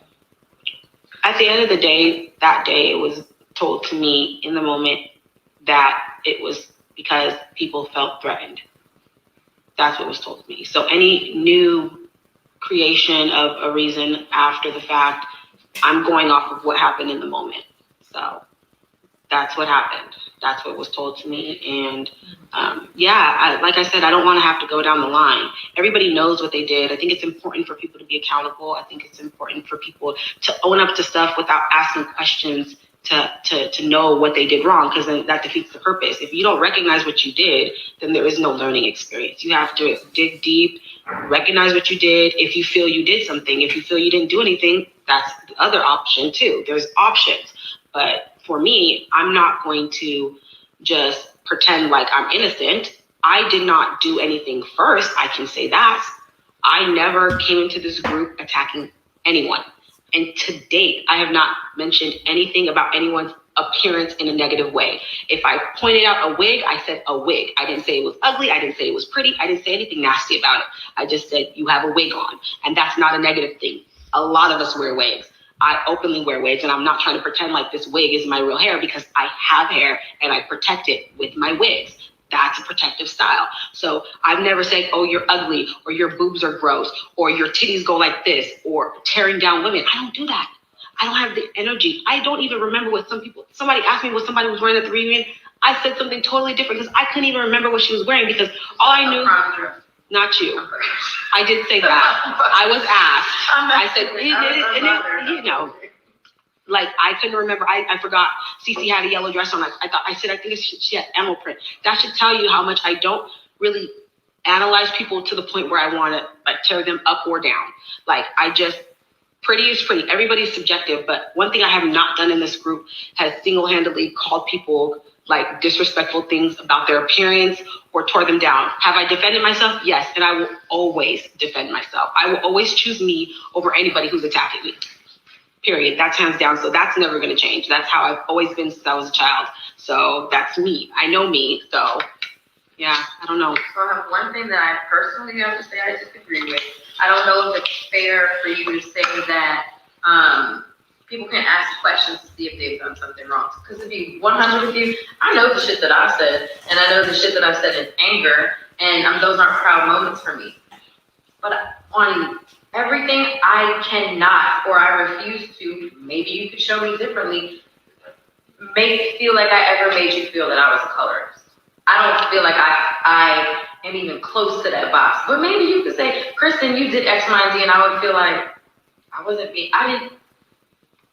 let me explain to you, and I'm gonna just be all the way 100 right now. This is probably gonna sound crazy as shit.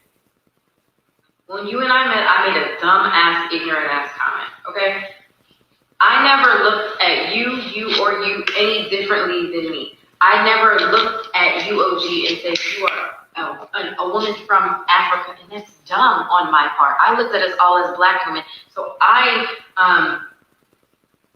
basically ignorantly belittled your culture, not the stupid ass comment I made. I'm just talking about the mental of physically looking at each other. I belittled your heritage and basically you being more educated and more knowledgeable about where you come from versus me. I was then educated about who I am, which at damn near 36 years old, thank you. You know what I'm saying? Like there were things about my culture that I dismiss when people say, Kristen, what are you? I've always just said Black because that's what I knew, because I wasn't educated enough to understand people that I'm a part of. So that's my own thing. So for you to sit up here and say that,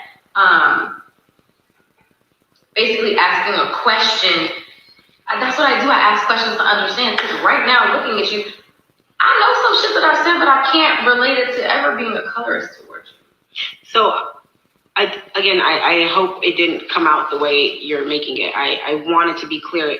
I wasn't making that a bad comment. I was just saying, if you have to ask a question to understand what you did wrong, it defeats the purpose of you coming to the realization on your own, is what I meant. And that's what I said. I'm not saying that everybody's different. I'm not expecting you to process things like me. You asked me a question, and I'm just saying, if you have to ask a question like, girl, what did I do wrong? Tell me what I did wrong so I can say sorry. Okay, you took my wine. Okay, I'm sorry for taking your wine. But you physically took the wine and it wasn't yours. You see what I'm saying? Like, people have to have epiphanies. People have to come to their own realization and wake up to things that they did good or bad on their own. And that's when it becomes a deeper level. I'm not saying it's bad to ask questions. There's no such thing as a dumb question, except a question not asked. What I'm saying is, if you have to constantly be told what you did to offend someone, then you yourself have not recognized it on your own. That's what I mean. Okay. And it's important to recognize things on your own, because then you have your journey, not the journey I told you to have. Do you see what I mean? I see what you're saying. Okay. So what I'm going to say in this moment is, unless you need to tell me something, I stand firm and positive that I have not been that way with you. Okay. So do you remember that day? Thank you. This is what I need to know to tell me. I think I think it's very telling when someone feels offended when no names were mentioned. I literally said, you're saying you're standing firm that you didn't make me feel like. I've asked you. Okay, so let me finish. What I mean is, it's very telling that you can have a position, word like that, instead of feeling offended, since that came out differently. Have a position so strongly for something that I never even named you. I never said, you, Jackie Christie, are this. You, Chris, I never said that. I said, I think there is a colorism issue in the group. I didn't name anybody. No, so I did that. That's very telling. If you feel a way so passionately about something, it's telling. I never said you, but there's things that everybody has done, and it stands out to me as an issue in the Black community as a whole. Okay, as a whole, I think, this is my personal opinion, it's virtually impossible for a Black person to be the definition of racism, because in order to be a racist, you have to, as a race and a culture, single-handedly try to get rid of, destroy, diminish, belittle, abolish, whatever you want to say, another race.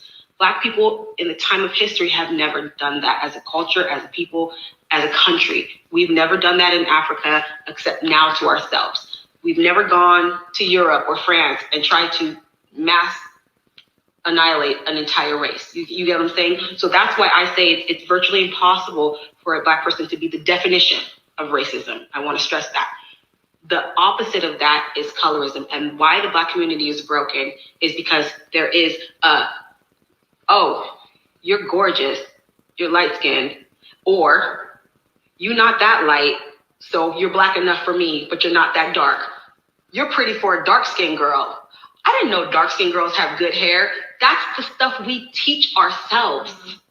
So until we learn how to act amongst ourselves, other races, other ethnicities are not going to give us the respect that we deserve, because we do it to ourselves. And it starts with us. That's why I pointed out the fact that I've never once specifically said anything about anyone's features, anyone's body. I don't do that, because I know that is a problem in our community. I will crack jokes. I will throw shade with the best of them. But one thing I try not to do, and like I said, I'm not perfect. No one is. I try not to diminish appearance, because that's something you don't get to pick. You can change it if you got enough money, but you don't get to pick it when you're born. And your heritage will never leave you. And that's why it's not a conversation that can happen over dinner. This is so deep. It's deeper than us. But I'm trying to, I guess, assist you in answering your questions the best way I can without making an issue out of it, dragging it out for years to come. It's literally been almost a year and a half now, and a lot's happened in that time frame. So in the world and personally with everybody individually. So for me, I affect the people within arm's reach, and I learn from the people within arm's reach and whatever research I choose to do. I don't know how to answer questions when I never single-handedly said you, or you. I made a comment that I witnessed. I stand firm with that. I do believe there's a colorism issue in this group. It hasn't changed yet because I haven't spoken to anybody in a year. And in my opinion, if you recognize something on your own, a conversation would have happened a lot sooner than a year and a half later. Do you see why it's important? Do you get what I mean, or am I just rambling? No, you're fine. I'm following. I just don't want to interrupt you. No, I know. I'm just because I want to break so you can say whatever, but I'm looking at your eyes and trying to just understand if you get what I'm saying. I'm listening to you. I just don't want you to feel like you're saying that it's telling when somebody basically pulls themselves out. I don't feel like you were talking to me. I was making a statement to be very clear that I stand firm in how I feel. However, you may be able to point out a situation where I made you feel that way. And I wanted to know that moment. So I was that confident to be like, you're not talking to me. But I could say that. You could be like, nah, bitch, you actually are one of the people or the person that I'm talking about. But it's not a telling thing. There's nothing about it. Shouldn't be telling of, my comment shouldn't be telling of anything, because my position is me standing firm that I didn't do that. Could you have experienced something that totally went over my head that came from my mouth to make you experience that? Absolutely, because I'm not perfect. And that was what I meant by that comment. It wasn't that I felt guilty about anything, because like you said, it's been a freaking year and a half. We've been through some shit, and I want to be able to go this way and not that way. Like, I am so done going that way. That's why I'm here. Somebody wanted to come, I was like, nah, I'm gonna do this by myself. I do not need backup. I want to have this conversation. Me, Kristen, no one else. So why now? Well, it's not like we're pen pals or follow each other on Instagram or text or any of that. But I mean, you know, if somebody wants to reach somebody, they could. So honestly, why now? I mean, the last conversation that, or if you want to call it a conversation that you and I had, we were talking this close and you were saying you were going to break my jaw. But what happened? What happened in that moment? Like, what led up to that? Oh, that's what you mean. What led up to that whole day? Me and you had no issues. What led up to that whole day? I don't know. Remind me. Okay, we came to a pool party. Mm-hmm. We came to enjoy the day. Okay. We walk in, you stop Cece to have a conversation. She said she didn't want to have a conversation. Jackie and I proceeded to the table. Then Malaysia walked over by you. So then I walked over by Cece so she wasn't by herself. And you pointed out that that was a problem. But it wasn't a problem for Malaysia to be standing by you. I don't remember. I was sitting there the whole time. No. It was just you two. We just got there. Everybody was by the food, from how my memory serves me. Okay. So please don't quote me. It's been a while, but that's how my memory serves me. Me just standing there, I'm not even saying anything. Okay. You had a problem with it. I said, I'm just standing here. So she's not by herself. It's support. You got support. She has support. Now it's even. I don't think I ever had an intention to ever have that situation end up the way it did. Mm-hmm. But at the same time, I stand for what's right. And I try to do what's right when I'm analyzing the situation as it's happening. Mm-hmm. So if one person comes up, two people, okay, it's still, you guys are talking. When Cece removed herself, she was about to get attacked. She was about to get hit on the back of her head. I stopped it. I don't think so, but okay. That's my memory. I don't think anyone was hitting them, but okay. Okay, so. Okay. But that's not us. That's us. Nothing. Cece and whoever were hitting, so that's not you. Everybody forgets there's cause and effect. You can't forget. You can't just say, somebody got in my face and said I was going to break my jaw. I'm talking about us. Okay. Somebody got in my face and said I was going to break your jaw. What led up to that? Okay, I told you guys, go talk. I extended my hand. I didn't even touch you. I don't remember touching you. I didn't feel your body. Shawnee touched you. She nudged you forward, but we both had our hands out like this. And then you said, don't fucking touch me. And I said, I didn't touch you. And if I touched you, then what? That's me literally in the moment, not even planning it, acknowledging both sides. I did not touch you, but if I touched you, because you said I did, so now I've acknowledged both sides, then what? And then you say, I get that. You were saying a lot of stuff. And I am a person who uses my mouth before I will use my hands. And I've expressed that in the group many times. I will let you know what I will do if you keep pushing me. Thankfully, I know how to restrain myself. I have a lot to lose, so I don't just go around beating people up. That's not my thing. It's never been my thing. But if it comes down to it, I'm going to protect myself, as I should. You put your job. You have a mouth too, Kristen. So you were saying stuff, I was saying stuff, and I was letting you know you keep bucking up, and I will break your jaw. And I honestly don't see anything wrong with that. Personally, because I had enough restraint not to hit you. I had enough common sense to put my hands behind my back and say, if you really want to fight, then you can fight first. But I knew you didn't want to fight because you're not a fighter. And I'm not going to fight somebody who's not a fighter because it's not a fair fight, because I know how to fight and I analyze things. I'm no fool. But at the same time, those words get blown out of context because it's OG. But if somebody says, I'm going to kill you because somebody else said that, who was not OG, and it was, that's so funny. Even in the moment, when I'm getting my phone to defend myself to somebody who printed out paper text messages. You literally said, The printed out text messages are hilarious, but OGs are disturbing. That is a form of colorism because it's always a lighter person versus a darker person. And you, the person who is saying that you relate closest to my complexion, keep choosing the lighter side. So I know exactly what you're talking about. Here we go. In that edit 16, I said it, but it's not how it looked. But I see. Which portion? If you think about it, is those two? That's an interview, and they're separate. If you go back and look at them, they're two separate things. So how everyone else is saying it, yeah, it looks like it. It absolutely. But it was one sentence. It wasn't a wild line. No, it was one sentence. It said, "But OG's receipts are disturbing." One sentence. So devil's advocate, let's say that it is one sentence. That you feel like is a person that you feel like that is a form of color. Absolutely, because it's a small root of it. It's a small root of it, and you have to be fair. If you are looking at something and you're just judging it openly, your reaction would be different. No, you're right. I wasn't. Let's say it's one sentence. To be 100 with you, in my brain, there's nothing to do with colorism. Is that maybe that was petty of me, and I just didn't like you at the time and like ever. So I'm not being colorist. Can I ask you a question? What did I do to you?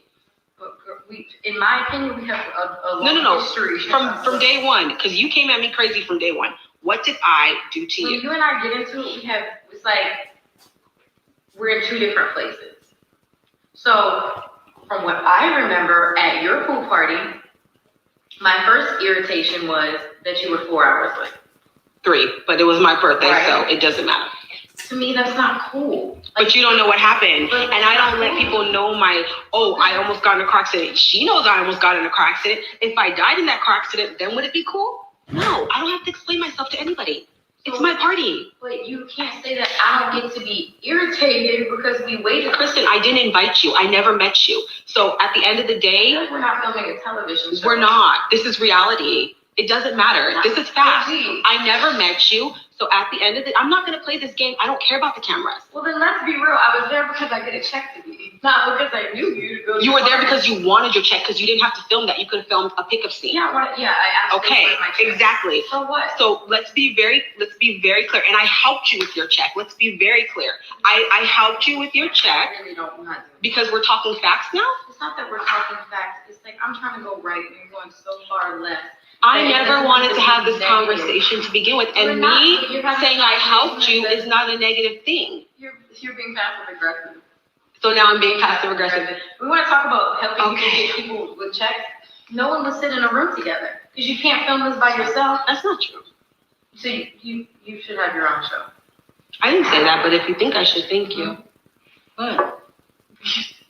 You're supposed to. No. No, Jackie doesn't have to do anything. Jackie doesn't have to do anything. And this is between Kristen and OG, and I'm listening. Because I don't want to do anything that's unnecessary. And to me, this is unnecessary. Jen has something talking about. You're getting your check. Jen has already got it. I didn't say you got your check. You said that. Jen has already got it. I mean, she's had a conversation with me. Bitch, she could throw a table and da-da-da. We've had this conversation, and they're the same color, so that ain't it. It's not. No, I'm very. I can't have this conversation. If you don't get it. No, OG's coming. What'd you say? I can't have a conversation with someone who pretends to get it in one moment and doesn't get it. It's not that I'm not pretending to get it, and I'm sorry for interrupting you. I wouldn't waste my time. I'm tired of shit, and I miss my child. I would not waste my time if I did not come over here to get it. What I am not going to do is feel belittled or you talking about I helped you get your check. Like we don't all sit here and do this. Then I'm saying, like, for me, be real. We didn't know each other at your party. We didn't. Isn't that what I said? Let me say something. Didn't I say we didn't know each other at a party and she had an issue? You're acting like I went. This conversation for me is closed. I'm done. Let me say something. You can talk all you want. I'm done. You guys sit up here and act like OG is super aggressive, right? I never said that. No.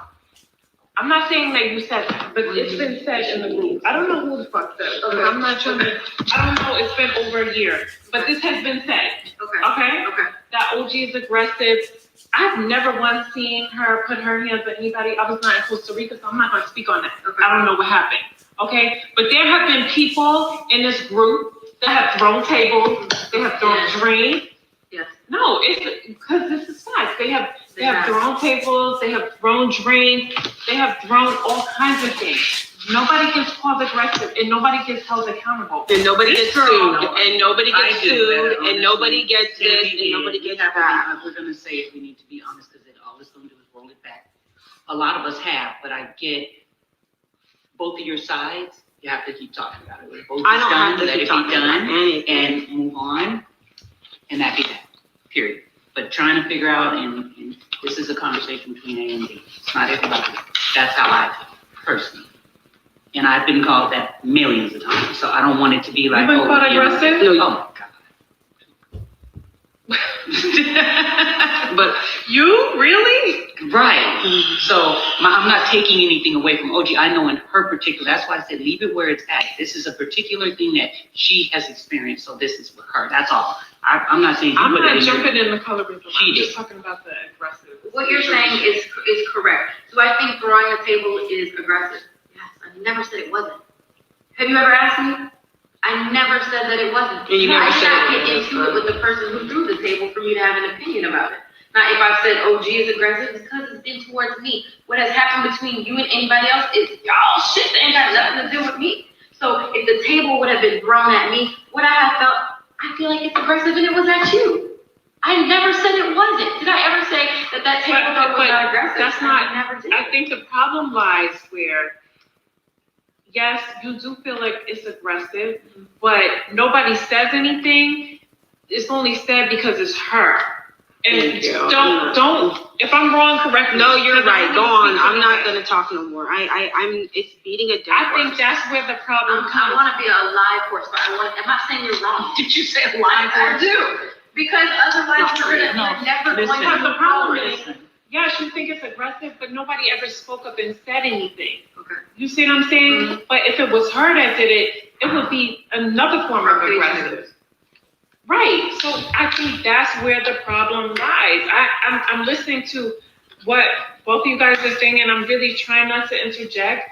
But at some point, it's like, I get it, and I'm also hearing what she's saying, and now I'm completely understanding. Is because when these things happen, and everybody knows it's aggressive, everybody knows you shouldn't do certain things, but nobody gets held accountable.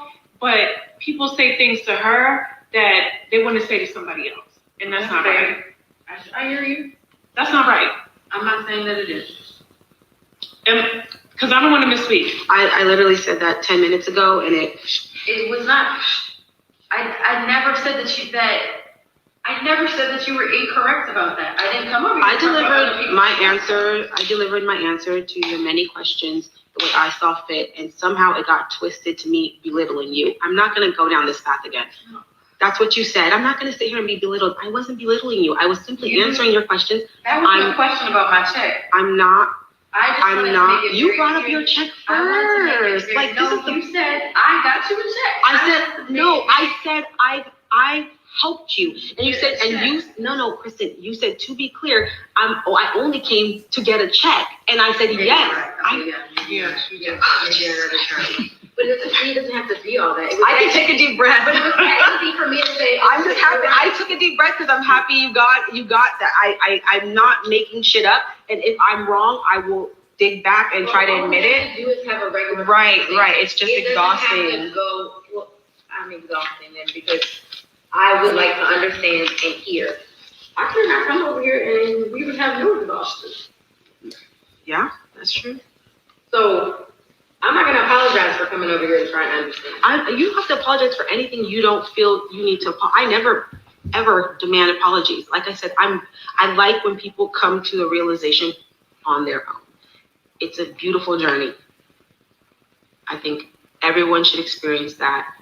Epiphanies are great, and I would never tell somebody, you should apologize for this. You should. No, if you don't feel like apologizing, but I also expect that reciprocated. Don't tell me to apologize if I don't feel it. Like, you would want an apology to be genuine. I think anybody who gets an apology wants it to be genuine. So it's better to come from a place of a genuine heart than a forced heart. You chose to come here. I don't see nothing wrong that happened. We talked, but I don't think anything was resolved. I don't know if you have a better understanding of what I'm telling you I experienced, and I don't know how other way to answer it. I'm going to answer it the way I see fit in the moment, and I'm not going to keep on talking about something. I'm really not. Like, I talked to you about stuff in San Diego. You came and talked to me at Phoebe's showcase. We talked and argued at the skit. I'm not going to keep doing this. That's not my style. When I make my mind up, I make my mind up. When it went left, and I'll own it, was the point of me saying, like, we are freaking filming a show. We gotta talk about shit that maybe we don't want to talk about and do some shit that maybe wasn't first on your list. That was the only point that I was trying to make. So me saying that you and I getting into it, I don't even remember where or how it started. I know that I said something fucked up and have not made that mistake again. So I adjusted. I don't even know no more. What you said, I completely agree with. I'm not disagreeing with the fact that other people have had aggressive behavior and maybe no one made them open. That we saw, that we witnessed, that we heard. I'm not disagreeing with that. However, but it's not true. What's not true? What was I called? Aggressive, crazy, and weird, over true. the top, make it about her, all that. So we got to keep the honesty between all of us. Well, then there we go. But OG experienced things directly toward her. Mm-hmm. But if it gets around that it was, OG's the only one experiencing this, then it's, people are lying. Mm-hmm. So let's just be clear. What OG experienced was things that was directed towards OG. But other people have been called some of these names. So I just, that's just me. So were you ever separated on the stage? No, I was never separated on stage. Exactly. I was never, but I probably would have tore up the whole stage. Have you ever put your hand on anybody? Yes. Okay, and have you been separated on a stage? No. Okay, my point exactly. But I think what Kristen was trying to say, OG, was that, and you said you want to hear it from the horse's mouth, some information was shared on the stage situation. When they came to my room and said, Jackie, there's a different thing. OG's not going to be on the stage. Would you come and talk to her? I said, absolutely. Take me there now. They took me and Cece there, and OG said no. Because of the timing. I'm not doing it. Because of the timing. If you hear from the horses, I was told.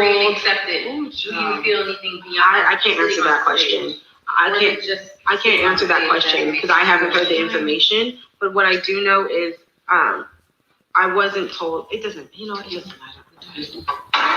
I'm done. Well, listen. All right, y'all. Finally, it's over. It's done. Oh my goodness gracious. That was kind of painful, but informative, right? Y'all on mute. Yeah, I'm glad I heard this. Very glad. We watched the episode last night to compare the two. Because the conversation that went down on the episode was heavily edited to make it seem like OG was backtracking. And that's why she put this out. But you know what? I'm going to blame this shit on Shawnee. It's Shawnee's fault. Yeah, because she's the boss. She's the head bitch in charge. And she is in a position where she could have dead a lot of this and put Evelyn in her place when she needed to be put in her place. And really, truly try to understand where OG was coming from. Schoolboy, what are your thoughts on that extensive audio, the unedited version? I didn't need to I didn't need to listen to that and drain my intellect because I already knew it was bullshit from the start. So, I mean, everybody knows Shawnee O'Neal is the executive producer. She has the ability to look at the edits. Let's just cut the bullshit. And using this girl for ratings, okay? Same shit they did with Tammy. Tammy's done. So you don't have anything else but a bunch of old hags with nothing going on. So let's play at this colorism issue. Let's play at the, and act dumb and have this conversation. Because Kristen was like, goo goo gaga, just stupid. It was ridiculous. Nobody should sit there and break that down to you to make you understand. Kristen is full of shit, okay? She needs a check. Byron Scott ain't paying the bills around there and helping them out. So she doing what she got to do to keep check on the show and kiss Shawnee O'Neal's ass. Because if Shawnee don't get an ass kiss, you're off the show. Period, point blank, the end. And so because certain people don't like to play the game with Shawnee don't like you, and it's this and it's all that. You know, Evelyn then ran across tables. She didn't threaten folks. She has done all kind of damnable things. Is she off TV? No, she's not. She's still there getting a check. Shawnee O'Neal should not even be the executive producer anymore because his past bias is based off your friendships with people and outside connections. And at the end of the day, cancel the damn show. Let it go. It's time to go. Okay? We've done all we can do with all of these storylines. You're using this girl as bait, and you're using and playing at this conversation. This is just stupid. Cancel the show. The ratings were bad. They've been bad. I don't understand. They keep giving CPR to a dead situation. Please let it go. Mm-hmm. Yep. Plaz, what are your thoughts? I actually see it completely differently. I didn't watch the episode, so I don't know the edit that OG got. However, I will say for the first 30 or 40 minutes of that conversation, I wanted to say either talk about it or leave. Because you cannot, when you have an issue with somebody, Conflict Resolution 101 says you have to explain what your issue is. So you can't keep saying, you should get it. You should get it. I want you to get it on your own. That's wonderful, honey, but that's not how life works. So if you really were hurt by it and you want to develop relationships or some kind of way establish friendships with these women, you have to say, that's in any relationship, parent, child, mother, wife, husband, girlfriend, boyfriend. We all think, you know what you did. You know what you did. And people legit sometimes don't be knowing what they did. And sometimes they do. But I think in this situation, and again, the Black experience is not monopoly. Like, we all experience different things. And colorism and featureism is so deeply ingrained that a lot of particularly Black Americans do not understand. When we covered this topic last week or a few days ago, however long it was ago, a lot of people in the comments were saying, well, she's just ugly. So here's the thing, right? This is where you have to think deeper. Why do you think she's ugly? If you tell me she Black as hell, that's colorism. If you tell me, well, her nose so big, that's featureism. And you have to think, who taught me that big noses are ugly? So that's where you have to have the conversation. And because it's been OG's experience and not Kristen's experience, she has to explain her experience. Now, do you have to degrade yourself and keep breaking it down over and over? No, but you've never broken it down. And this woman came to you initially, humbly, specifically asking, what did I do wrong? And to say, well, it wasn't just you. Like, she kept saying, well, you must have taken it some kind of way, or hit dog hollers because you feeling some type of way. I never said you, but then she doubled back and said, I felt it from everybody. Okay, so everybody includes her. So no, you don't have to speak to what Evelyn did, or what Shawnee did, or what Jackie did. But the girl is asking you, what did I do? Now, eventually, somewhere after 30, 40 minutes of the back and forth, she starts to explain specific instances where she felt, and then she kept, and now you can't tell me how I felt and not how I felt, what my experience was. All that is semantics. People be trying to be so deep and so woke. It's semantics. Just explain what you're trying to say. So then she started to do it. And Kristen did get a little, in her feelings and offended. But the first 30 minutes, I'm sorry, y'all, I didn't see how that helped OG. To me, she was very dismissive.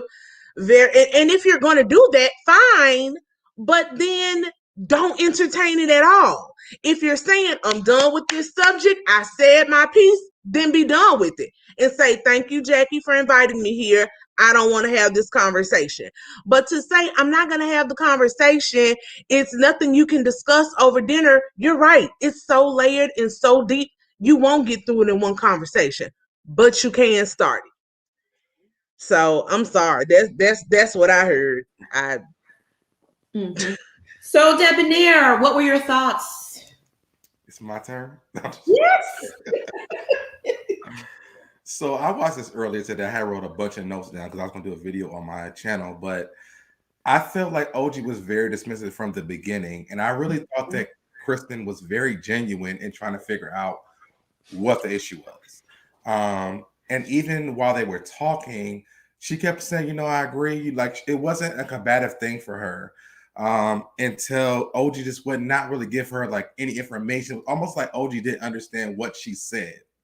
And to me, it's like, if you're going to say, like, let's say, I'm gay. So let's say someone says, I say one of y'all are homophobic. And you come to me and you ask me, why do I feel like you're homophobic? Like, I would not dismiss your questions because I would want to explain to you why I experienced homophobicness from you. Because it was almost like she was like, I didn't feel this, I experienced this. OG was just kind of really like traveling around the mulberry bush for me. And I really wanted her, because I feel like Kristen came in a very honest place. It was like, forget these girls over here. For me, I want to understand because I feel like we're the same color. And I said it's the last time we had this conversation. I felt they're the same color. So she said that, and then OG was almost like, but your nose is different, or this is different, or whatever. And so we had the conversation about featureism. And so I'm like, okay, maybe that makes sense. But originally, that wasn't what the conversation was. It was about being about colorism.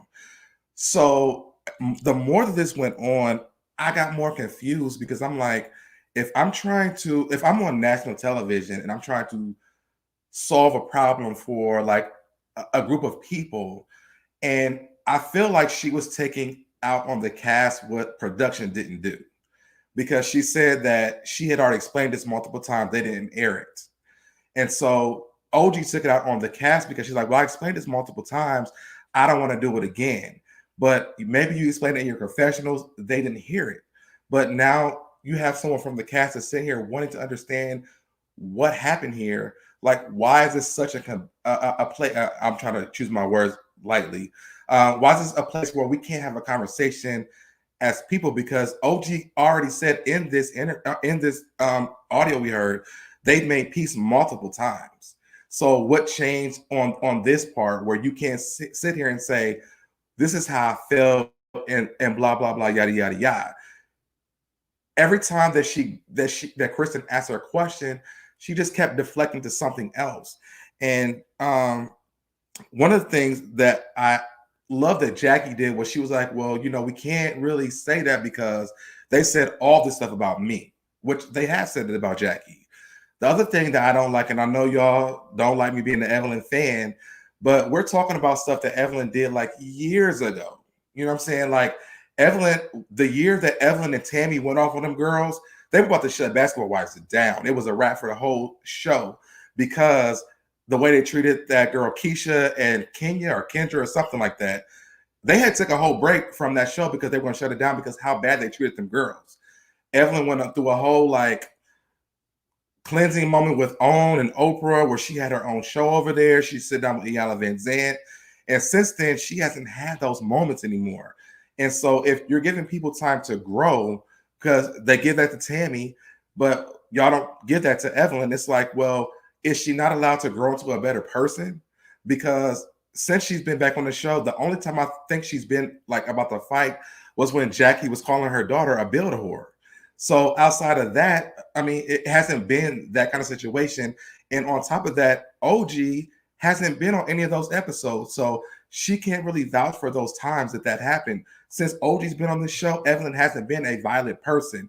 Jennifer's different because the stuff that Jennifer went through, it was towards Jennifer. But Jennifer has a lot of toxic things going on with her by herself. So when she inserted herself in that conversation, we're all kind of sitting here like, I don't really know if we want to listen to Jennifer because Jennifer still has never owned up to anything that she's done on the show. She's created a whole rumor about Evelyn sleeping with Shawnee's ex-husband.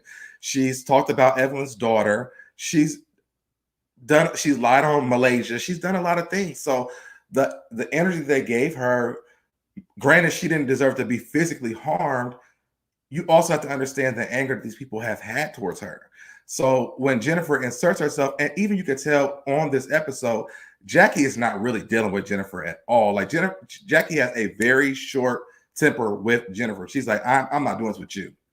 OG, I'm gonna give it to you, but Jennifer, I can't really give you this energy because you're giving me way too much. I mean, it's almost like what was done to Jennifer was done to OG, the way that they need to switch places as to the things that has happened to them, because that's how Jennifer, they're switching places to me.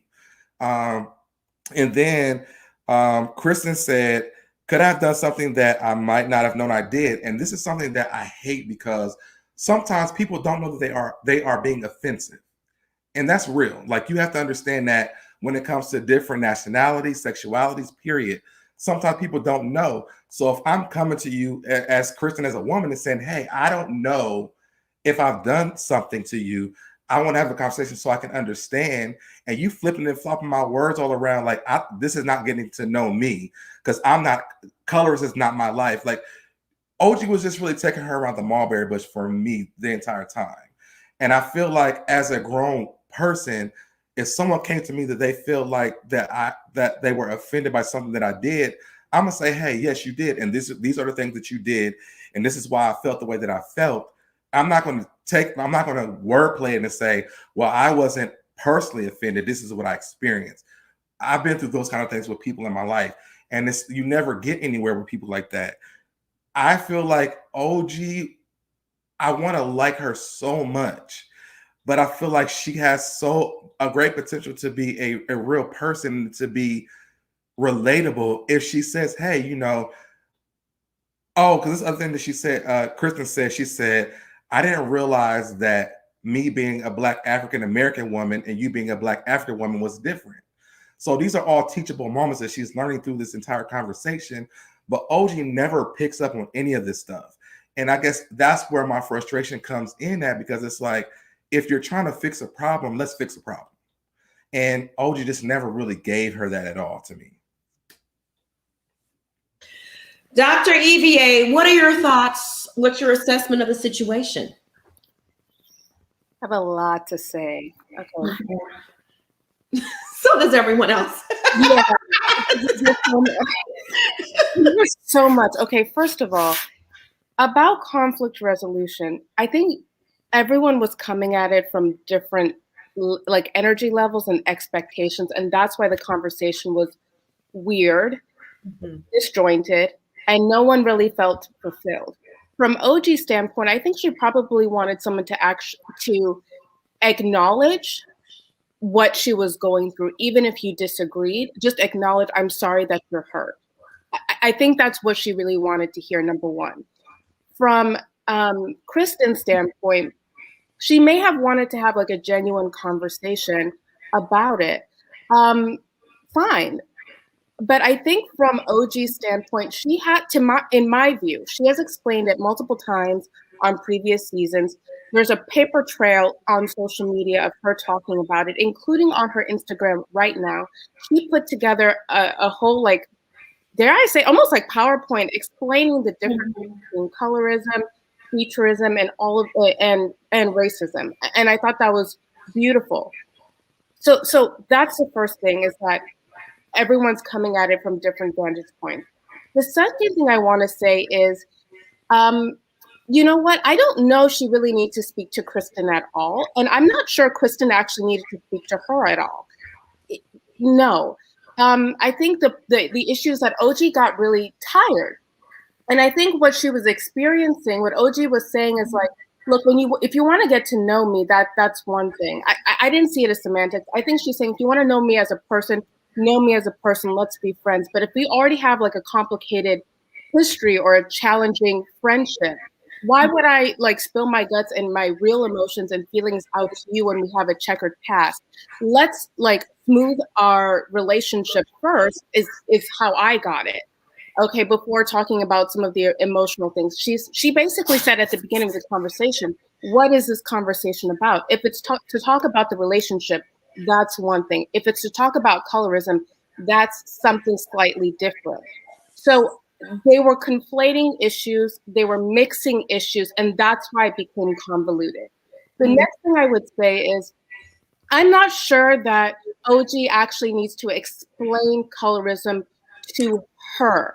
It's not necessarily our job. If you feel like you've been a victim of some sort of ism, racism, homophobia, or whatever, sometimes it's hard to explain, number one, and it's hard to explain to teach. It's also like, that's a lot of stress, pressure. It could be re-triggering for that person. I'm just saying in general, and people are fed up. The next thing I would say is, I didn't necessarily feel from my standpoint, I did not feel that Kristen was really hearing her, maybe because of just a different worldview and how she perceives racism and all of these things. OG is saying, basically has said, I'm hurt, I experienced this thing. And Kristen's like, I haven't done anything. I just want to say on the record, I haven't done anything. It doesn't quite, that's not really a real response. It doesn't quite line up. So that's why I think OG could kind of rightly so be quote unquote dismissive. And Kristen, on the other hand, is like, but I want to seek answers. I think for Kristen, if you want to learn more about colorism, how about like get educated about it? She may or may not have, I don't know, but I think if you come to the conversation and say, look, this is a discussion that you brought up on the table. I've done my research. I've looked these things up. My specific question to you is this. When you said, tell me why the gorilla emoji is an example of colorism. Tell me why the hair thing is an example of colorism. Tell me why the receipt thing, I didn't personally see the receipt thing as a colorism issue, but specifically.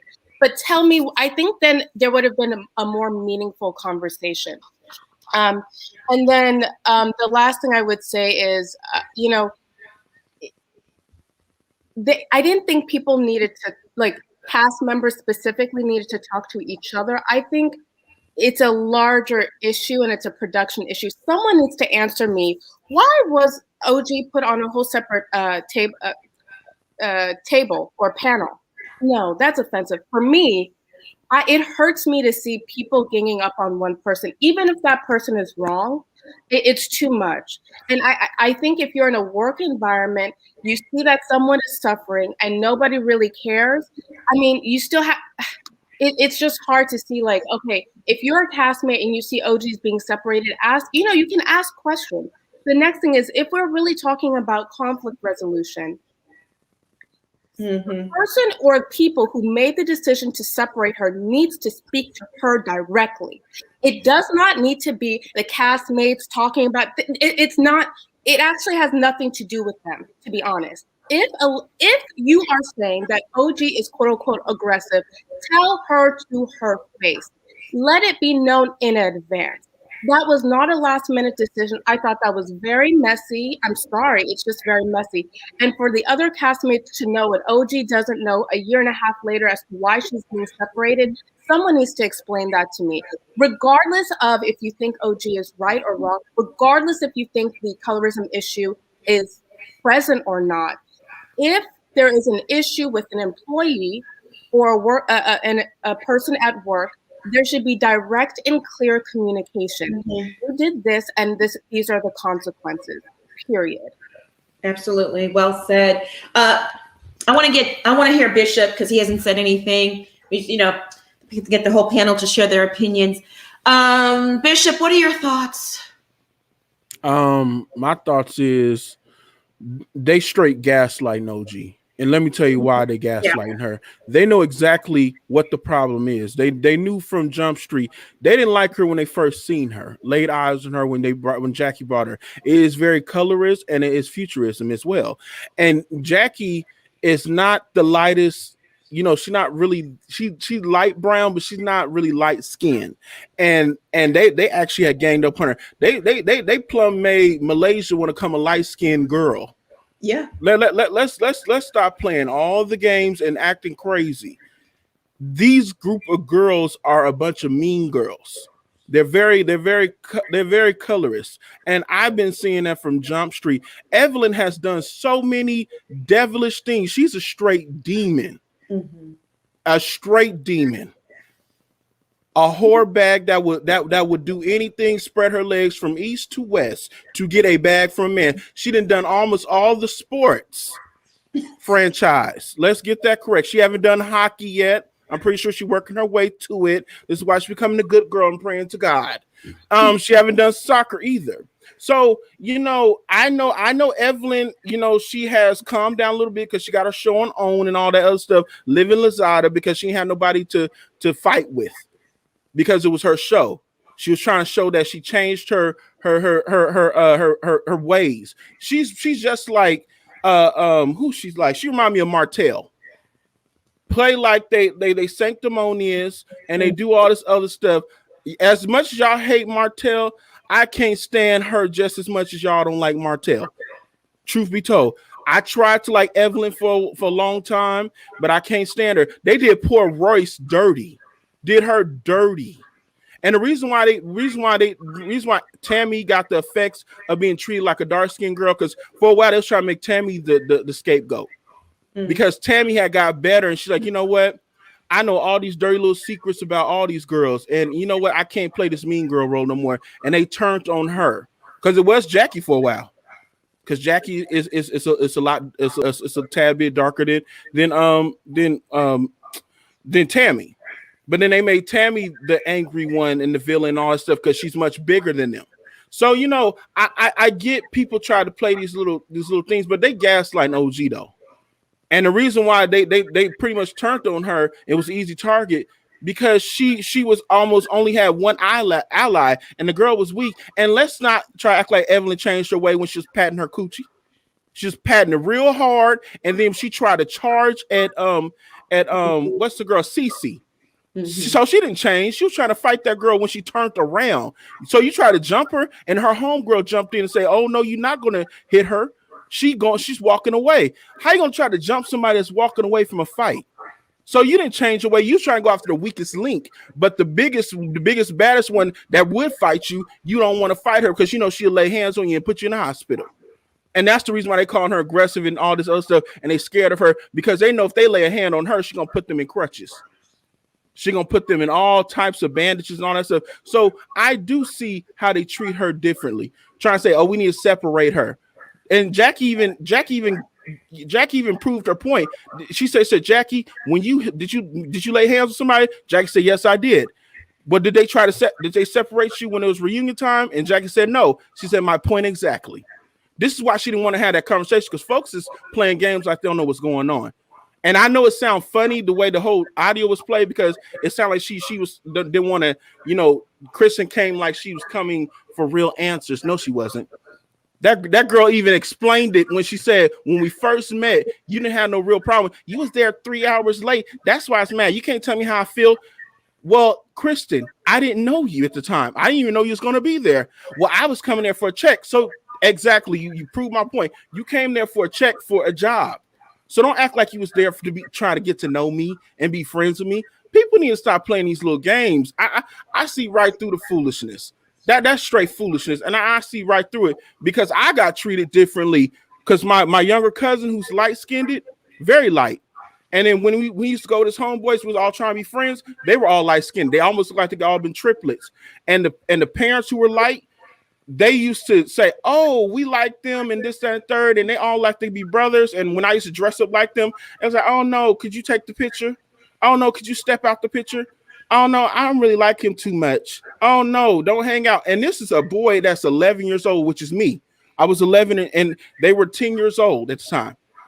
So when people playing them type of games, I know how that feels. And I know exactly how it's done to people. But luckily I have enough self-esteem about myself. When I came back home, I knew how I was treated as a person. But if it was done to some other boy, this is why you have a lot of boys that only want to date light-skinned girls. They only have light-skinned children because they know how it feels to be ostracized. And so why not have my kids be light-skinned where it can be treated much better? That's where all that hurtful stuff comes from. And people start bleaching their skin and having kids with people that is a lighter skin tone because they don't want their kids to go through what they've been through. Mm-hmm. Well said. I'm sorry you went through that, Bishop. I'm really sorry you were treated that way. Here's my take on it, because I know everybody wants to chime in and have a lot of 2 cents to add to it. I agree with Bishop, okay? I know damn well Kristen came to that house knowing full well what it is to be a dark-skinned woman in America. Because regardless of what you want to say, and she does have European features, at the end of the day, she is still dark-skinned. So at some point in her life, she has dealt with the dark-skinned struggle of a Black woman in America. And she's watched the show. She's on social media. She's seen the comments. She knows exactly why OG is upset. She knows exactly what these women have done to her. So by coming to the house for some camera times, that's what it was. Let's not fake the funk. They needed a scene, and they told her to go talk to OG about this.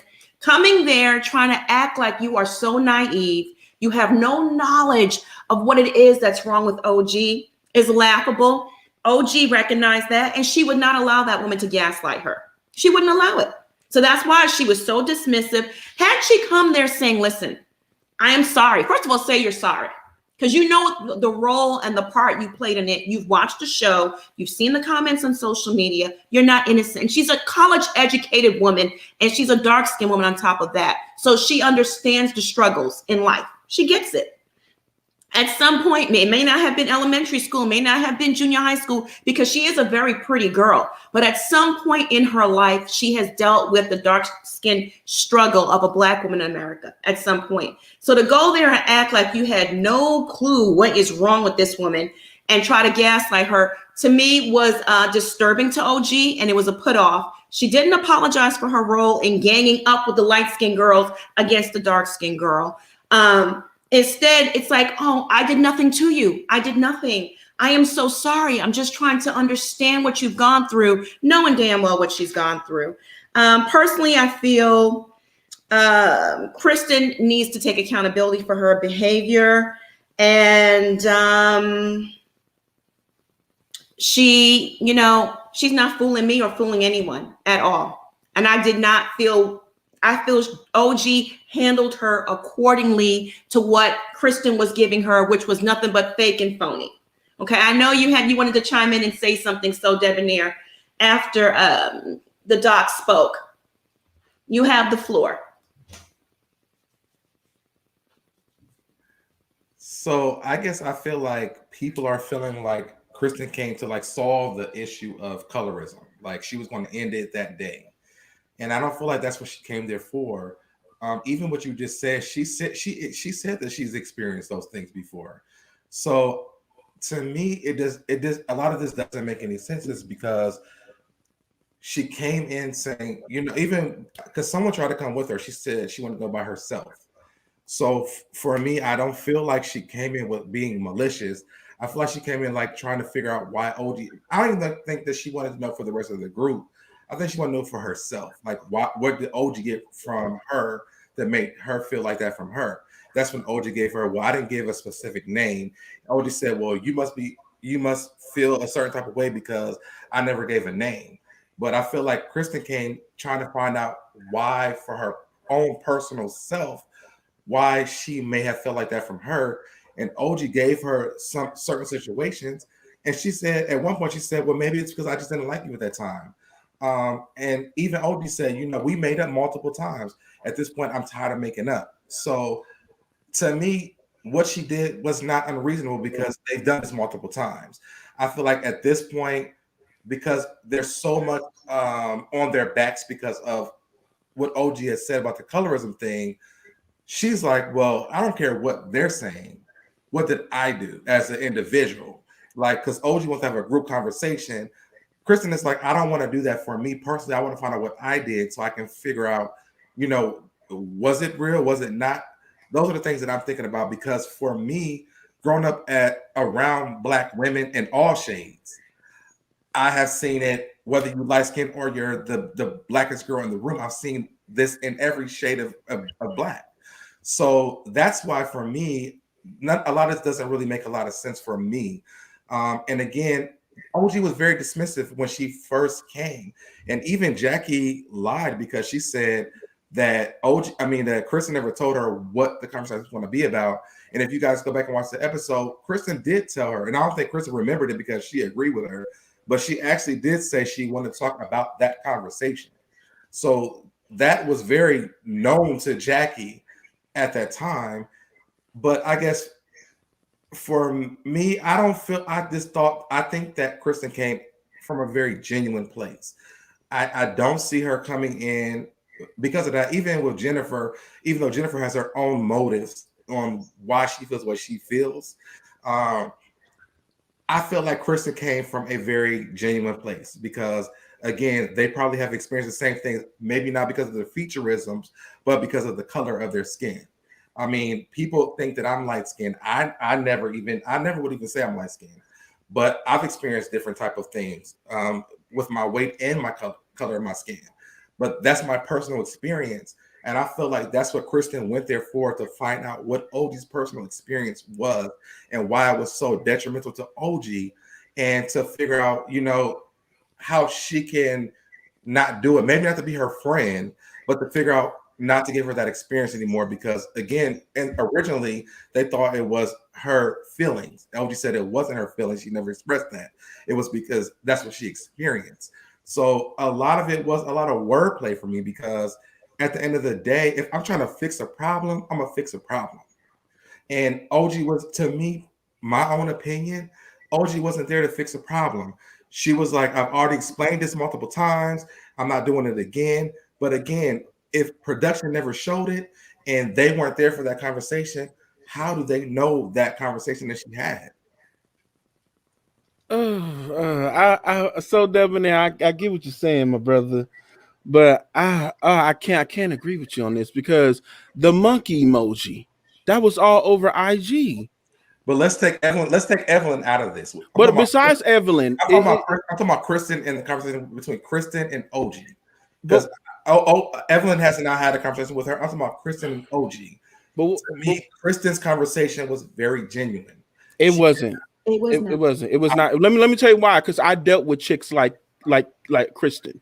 They did the same stuff in my sister's face.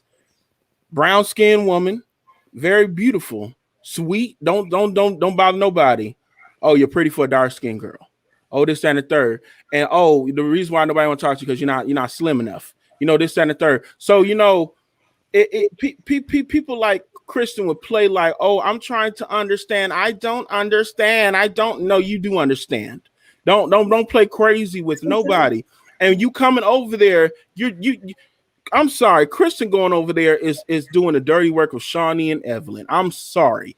She's over there because let me tell you the reason why I know it's phony. Because she stuck up for her sister-in-law, our mom-in-law, whatever she is to her. Cece is gonna be there, but she was good friends with Cece, came with Cece, turned on Cece, and did Cece wrong. And you know what OG said? OG said, I swooped in because wrong is wrong. What she did to her and how she played her. And when OG did that, she may have overstepped her boundaries a few times, but they didn't like her from Jump Street.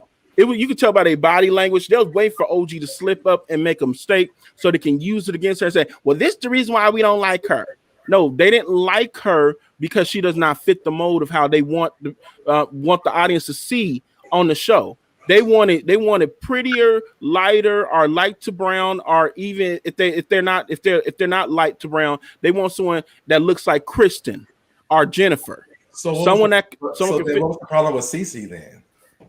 Cece was too passive for them, and she turned on her own family. That's what I'm saying. But she fed information to OG, which is why I always think, to me in my own mind, I feel like Cece is the cause of the problems of OG because Cece fed OG stuff, and OG said it what Cece told her in private out loud, and that's why they're in the place that they're in. Because again, like OG said, Kristen and her have fixed things multiple times. A lot of that stuff came from the thing that Cece told her. So that again, that's what I'm saying. That like, I feel like Kristen has tried many of times to make peace with her, and I think that OG's done the same thing. They've done it together with each other. But a lot of their problems come from the Cece situation. And OG took a place with her because she felt like this was an outcast situation. But when it came down to it, she had to go back and confront Cece about these things because Cece was feeding her things that she should have never said out loud to everybody else. Right. I agree with you on that part. Hey, Daniela, how you doing, girl? What are your thoughts on this whole basketball wives debacle? It's a quagmire. It really is. Well, first and foremost, I didn't realize I was on, but thank you so much for having me. Second, I greet you, my sister and Joel, Dr. Evie. But with regard to basketball wives, I do have a lot of thoughts. Firstly, I think people need to realize that there is such a thing as intra-racial issues, and this is an intra-racial issue. So just as much as we have issues with people of other races, people of other ethnicities, within our same ethnicity, there are so many different levels, so many different layers, and colorism, featureism, racism, all of those exist within the same intra-racial challenges. And what OG is experiencing is an example of that. Even if Evelyn is Afro-Latina, or even if you want to eliminate the Latina and just keep the Afro, whatever will have it, even if she was the most African of Africans, she could still be a colorist. Because I am African, I experience it within my Ghanaian culture. And so you can't say because by reason of her being Afro-Latina, by reason of her, having Black friends, by reason of these different factors, she is incapable of exhibiting these behaviors, because she's not the only person who's exhibited these behaviors. It happens. It's systematic. It's something that is cultural. It's a matter of fact. And OG is just explicating it, based on what is going on in her own experience, and we're watching it unfold. I think specifically from the situation with Kristen, I don't think that Kristen, whether Kristen was genuine or she wasn't genuine, I don't know what's in Kristen's heart. However, the way I perceive it, Kristen went there for an exoneration. She went there with the expectation and the hope that OG was going to say, well, you didn't do anything that was colorist.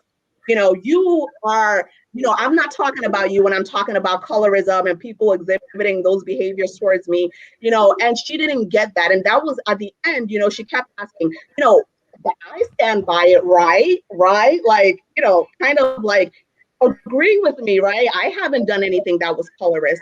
And then I think one of the things that makes the situation a little bit less genuine to me, so debonair, I totally understand where you're coming from with hoping that Kristen is genuine, and going forward and having that one-on-one conversation or whatever. But it's been over a year and a half. Within that time, Dr. Evie mentioned you could have educated yourself.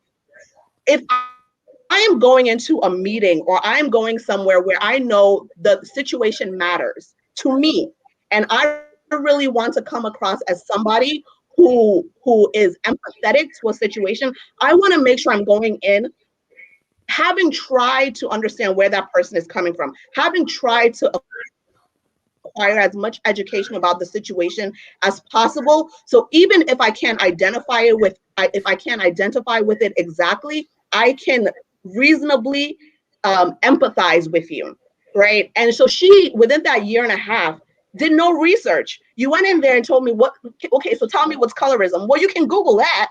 You went in there and said, well, have I been, racism? We've gone through all of these different things. There were so many opportunities. And I think OG mentioned that, you didn't have to wait till this moment. I get we're making a show, but you didn't have to wait till this moment to reach out and say, hey, OG, I have not experienced what you've experienced. And honestly, I just want to know, what it is that you are experiencing. I want to be a sympathetic shoulder for you. I want to reach out an olive branch or whatever. You could have done all of that. You don't need to be pen pals to be able to do all of that. Yeah.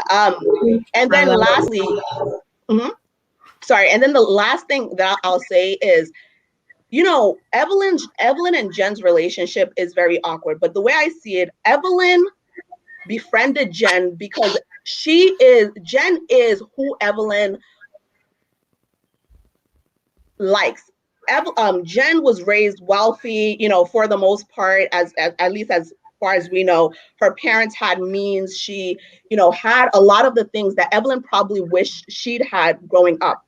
So when she had that girl want to be friends with her, she got excited and it made Jen her best friend. However, Jen wasn't intelligent enough to see that Evelyn saw her or put her on a pedestal to an extent. Jen is a natural follower. So rather than becoming a leader within that relationship, within that friendship, she ended up giving that power with from having been Evelyn's aspirational friend, right? And then made Evelyn sort of like her everything and her like little puppy dog or whatever the case may be. So, I think whatever is happening with Jen and Evelyn, that's their own dynamic, but I don't think that you can use that to justify, any violence that Evelyn demonstrates to say, oh, her and Jen have a weird relationship. Violence is violence. Even if Jen did the most crazy thing, if Evelyn is exhibiting violent behavior, she still maintains violent tendencies and still is a violent person. Okay. That's pretty much all I have for now. Thank you so much. We appreciate it. I really enjoyed your insight, and you broke things down really well for a lot of people who needed the clarity in the chat. So thank you so much, Danielle. Thank you so much for having me.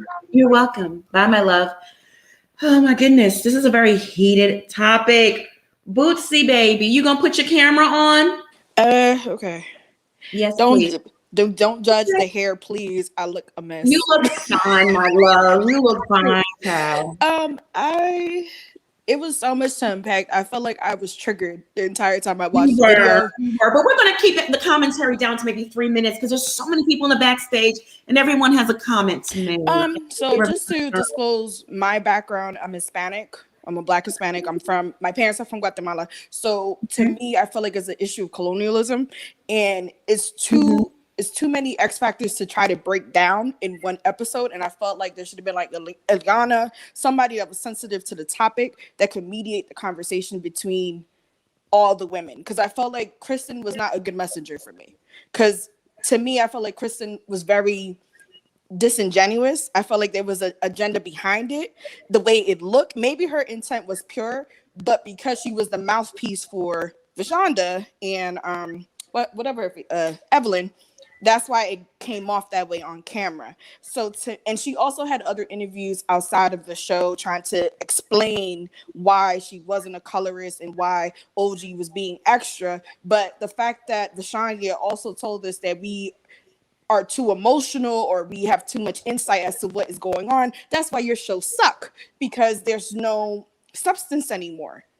Because even with Malaysia, just give you like back in the day, she said the same thing to Malaysia. She had no substance. And Malaysia, she pretty much threw away her friend Brandy. What's her name? Brandy? She threw away her friend just to be in the clique. So it's like, to me, I feel like the women don't have integrity anymore. Jackie too. Jackie, you was the spicy one. You was the one that always said how you felt. Now you're trying to like backpedal and pussy pop with all this crap. But that's all I have to say, because I know there's a lot of people in the background. But I really felt triggered watching and listening to all of this. And with OG, I felt her all the way, and I felt like because she's Nigerian and she's very prideful, she may come off combative, but I feel like that's just the way some people are. Like, they're just very factual and to the point.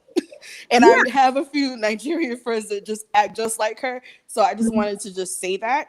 And she was just coming at her from a point of logic, and Kristen was not trying to listen to that. So I'm done. All right, my love. You have a good evening. Thank you for calling in. Okay, bye-bye. Oh my goodness, this is a very heated topic. I think we're going to just take 2 more calls as we've been on here for quite some time. Hi, Leah. Hi, how are you? Good, how are you? I'm good.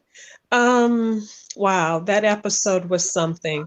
Kristen was full of SHIT.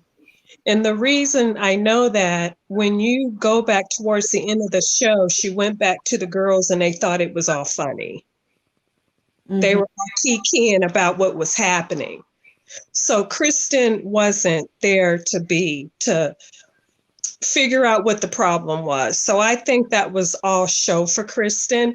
And when you go on Instagram, after OG taped her little comment with Kristen, at the end of the show, she has an interview with a young man. There's an interview after that tape. And OG says that the producers wanted Shawnee to meet her, but Shawnee didn't want to meet her. And she told the producers, just pretend that we met her. So that says a lot how Shawnee feels about OG.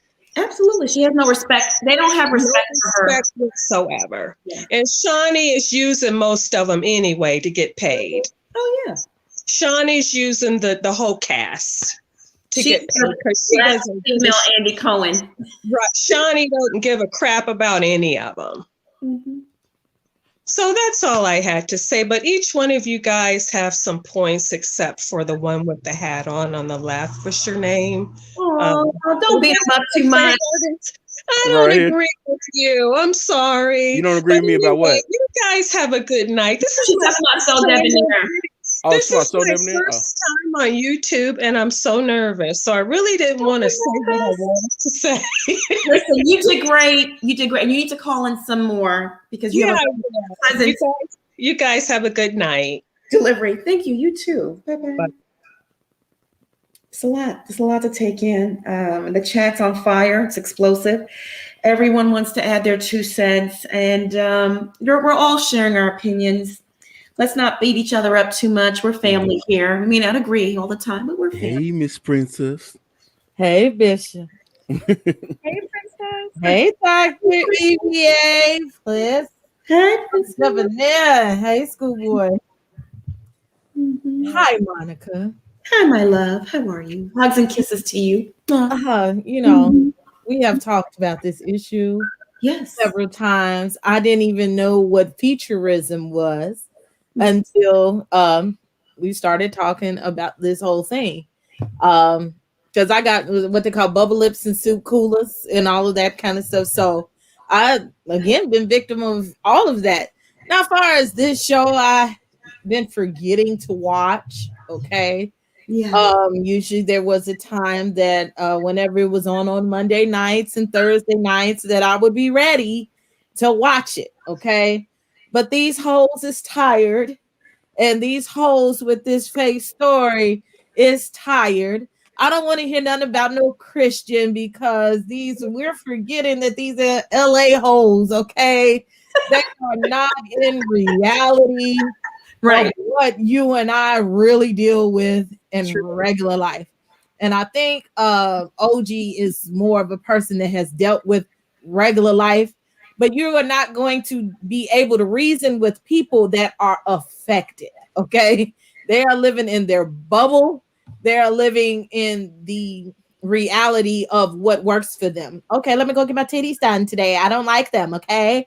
Let me go get my nose done. I don't like that, okay?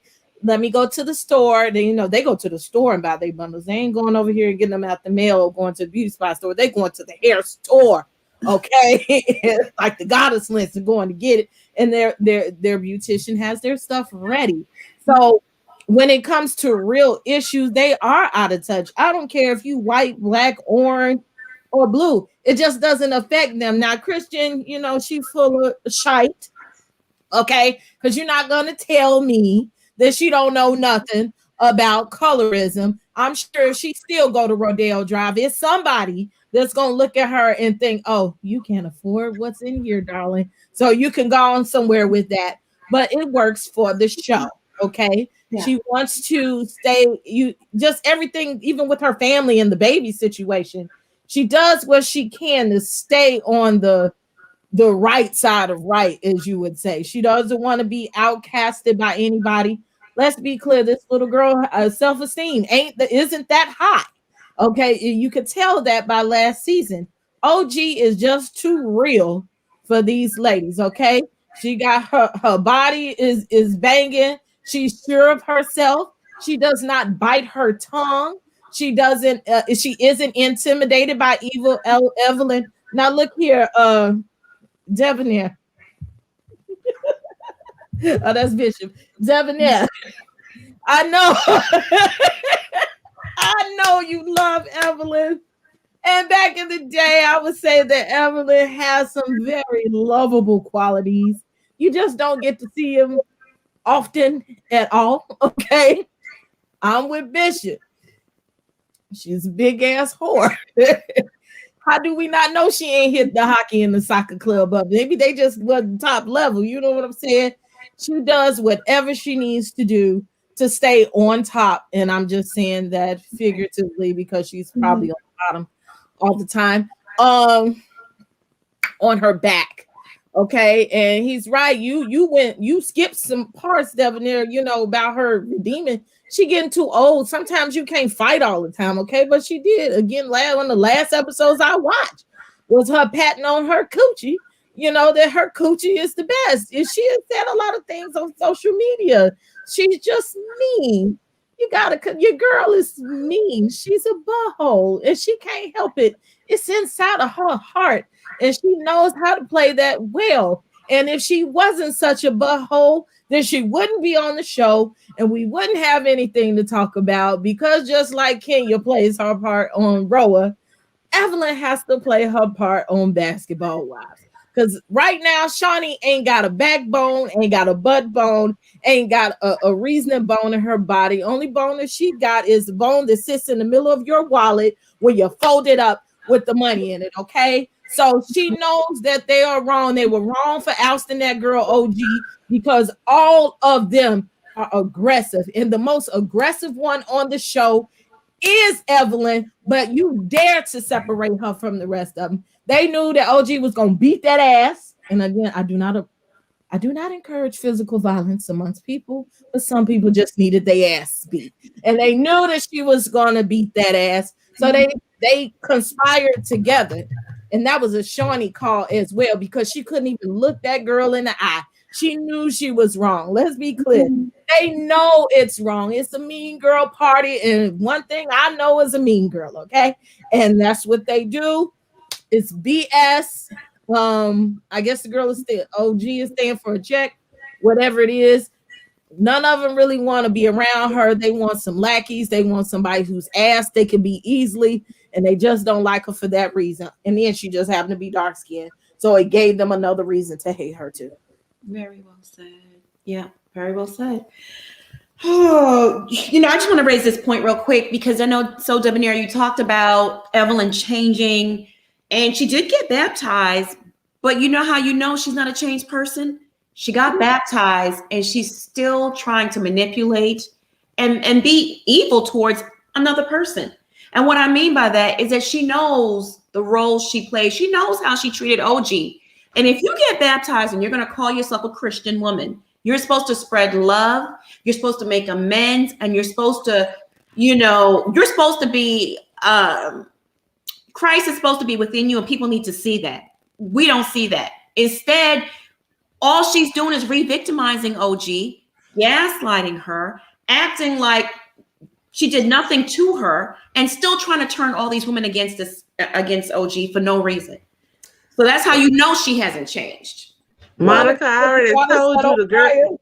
We already told you the girl found Jesus, the soccer player, not Jesus. Quit saying that. Ooh, you said she found Jesus in between her legs. Oh goodness! I don't know that, but wherever she found Jesus, it wasn't Jesus. It was What Jesus, Jesus the soccer player.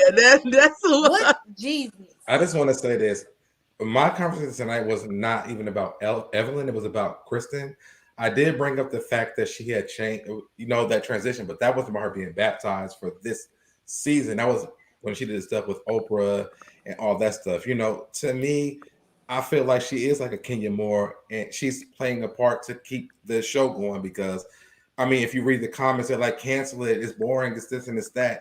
So, if it was all kumbaya, y'all still wouldn't watch it. So, to me, I feel like it's the same thing. Well, it's not even, let's not conflate like different things. My thing is, you said you think she changed, and that's all I was addressing, really. To be honest with you, I don't even watch that show anymore. Well, None of these girls I didn't say she changed. I said she had went through this transition. She was supposed to change. Oh, okay. I didn't say she changed. Oh, okay. And if you guys watch my channel, for the 30th time, I say on my channel, I love Malaysia and I love Evelyn, even though I know that they're wrong all the time. Okay. I say that. So my thing was not about like a protect Evelyn thing. My thing today was just about Kristen. I thought that what she did was very genuine. That was it. Okay. Because she's doing it for Evelyn. And so Bishop, though, that's where I take the issue at, though. I agree with somewhat with what Debonair is saying, but also with what Daniela said. For me, I'm listening to a conversation between two people. I do not think it's fair to put everything that has happened to OG on Kristen. That was my issue. I'm like Daniela, I don't think Kristen was there to apologize to everybody. She was there to say, I ain't do nothing. Like, that's all she was there to say. Don't bring me in the lawsuit. We cool, right, girl? What did I do? Tell me what I did specifically. To me, that was the extent of her conversation. As Monica said from jump, the real issue is production and whoever made those decisions to take her off of the main stage. Those are the puppeteers and the puppet strings. I just didn't see that in Kristen's conversation. I thought she legit wanted to know, tell me what I did. And y'all, we all educate. Well, no, we don't all educate ourselves. It's one thing to educate yourself. It's a whole nother thing for somebody to say, this specifically is what you did where I experienced colorism and futurism from you.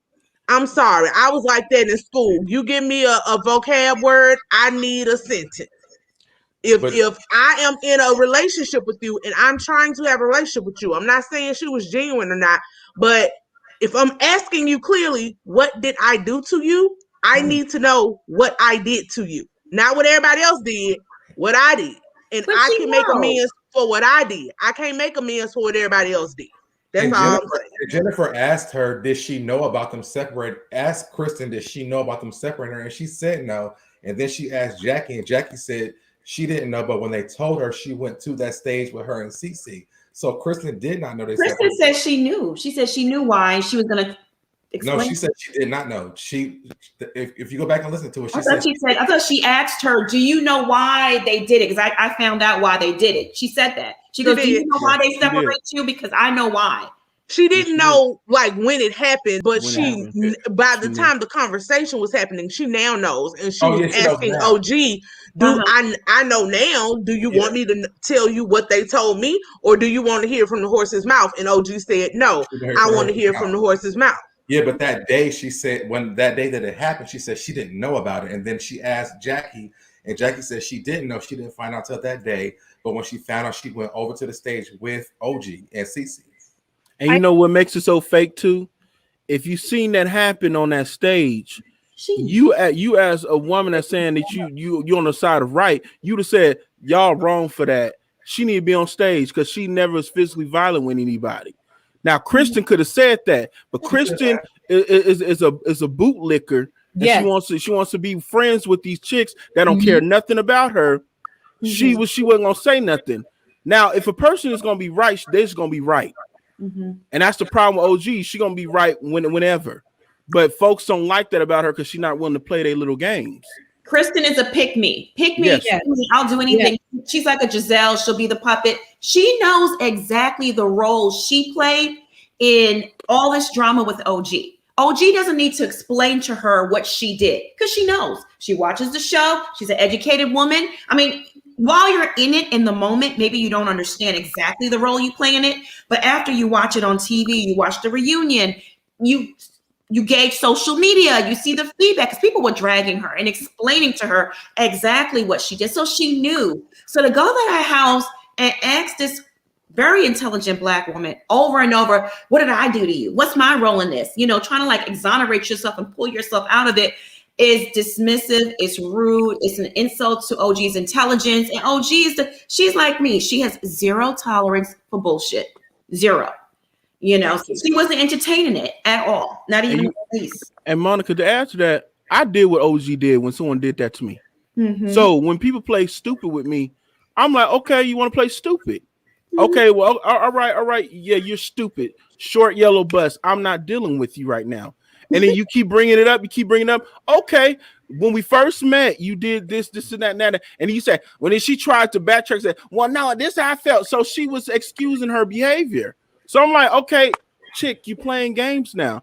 I'm exposing you. You showing who you really are. Because when she started explaining it, she's like, I don't have to explain. It was my birthday. I almost got in an accident.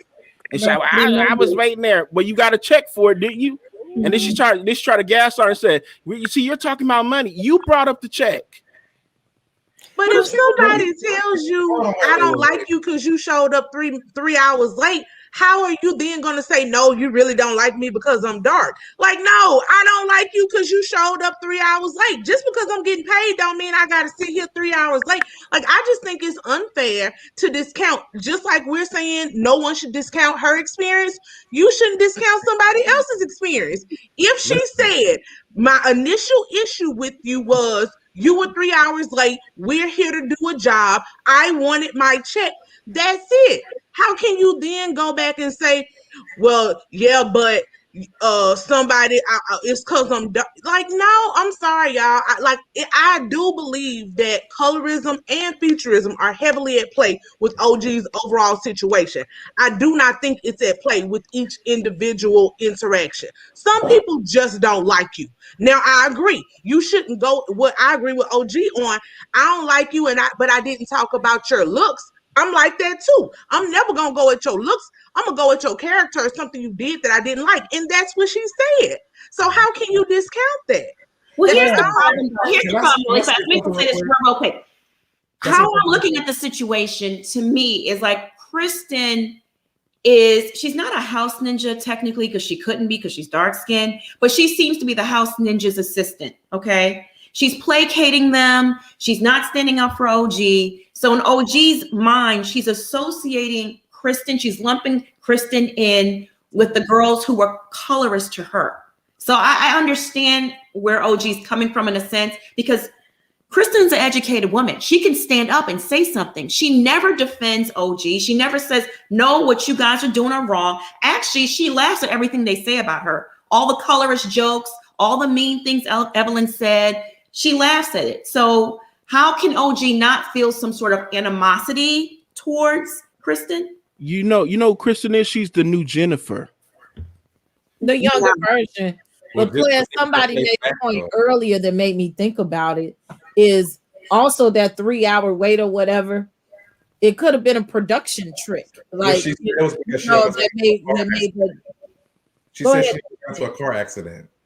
That's why she was 3 hours late. But she didn't tell anybody that but Jackie. So Jackie was the only person who knew that. But I want to address something, because people keep on saying I think OG is ugly. First of all, I don't care what any female even looks like, because it's not for me. So you could be purple, black, green, the other. I don't really care. It's not for me.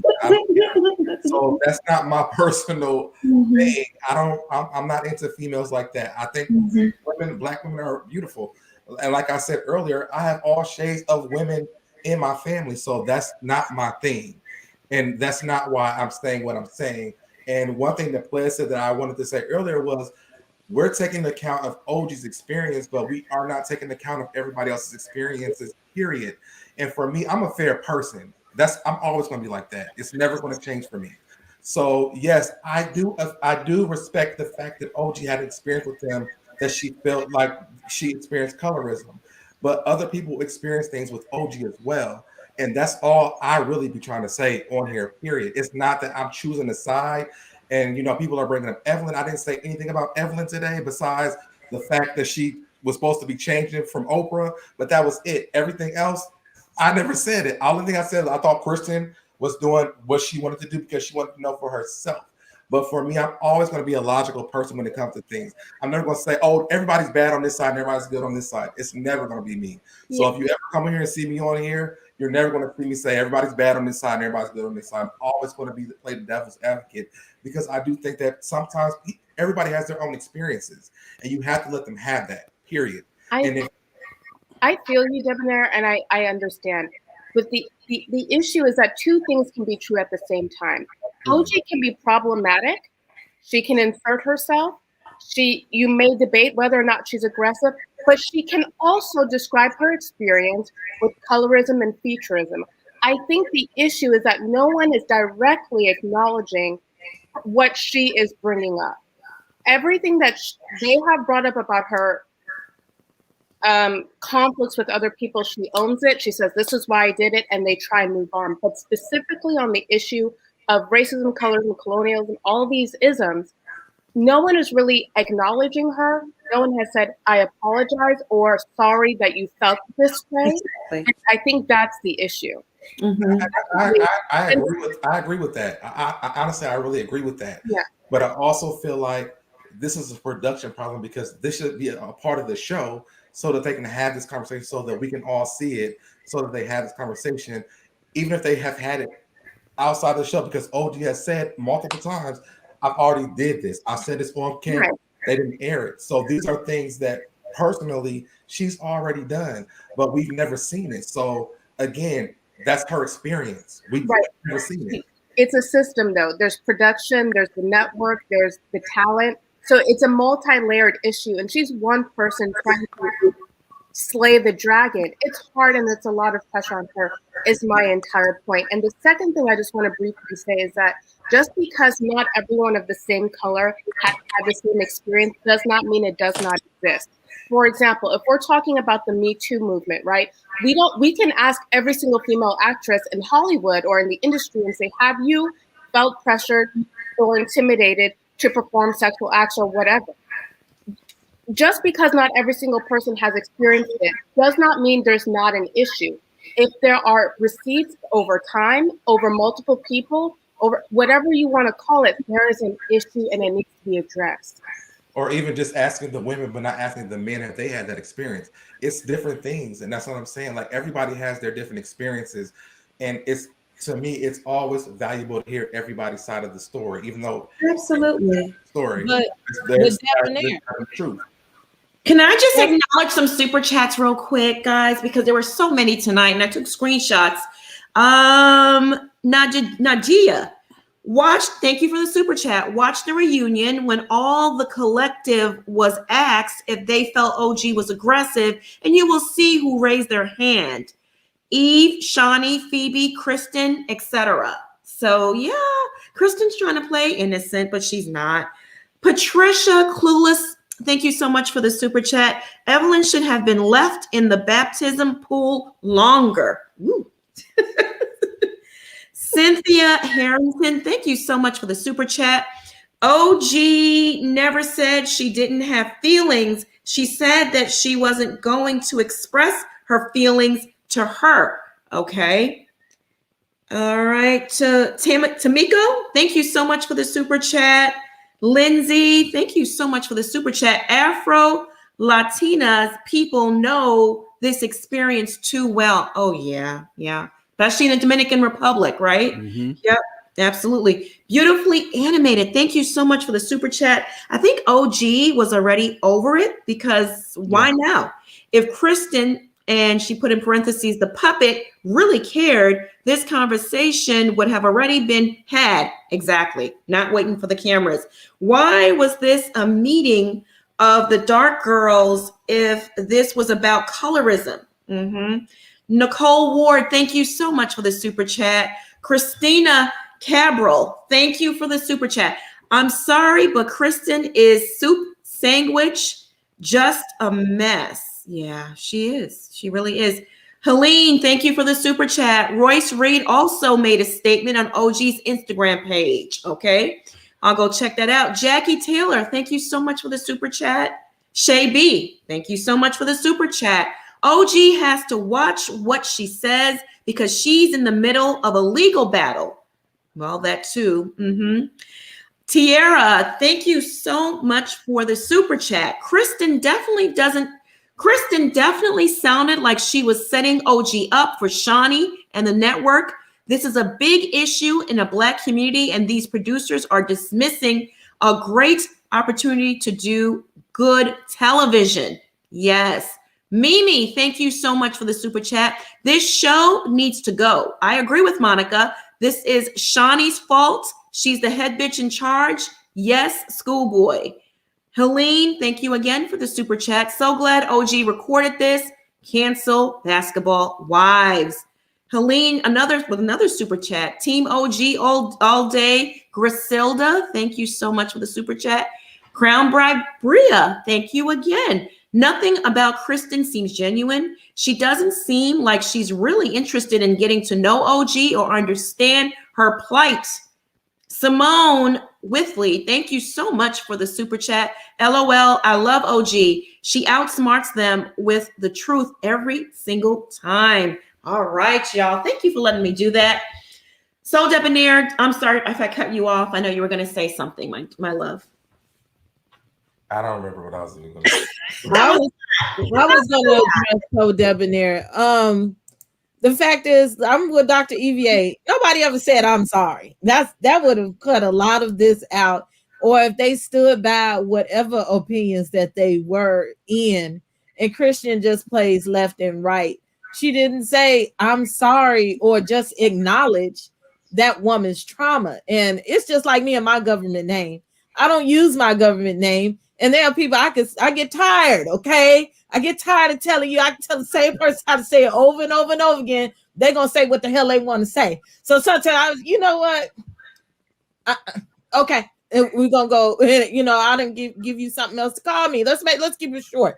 So I kind of think that the trauma is also affected OG. Like, you know what, damn it. Just go about your business. But if they just acknowledge her, I think that would have made all of the difference in the world. Absolutely. Schoolboy, did you have something to say? As I know you I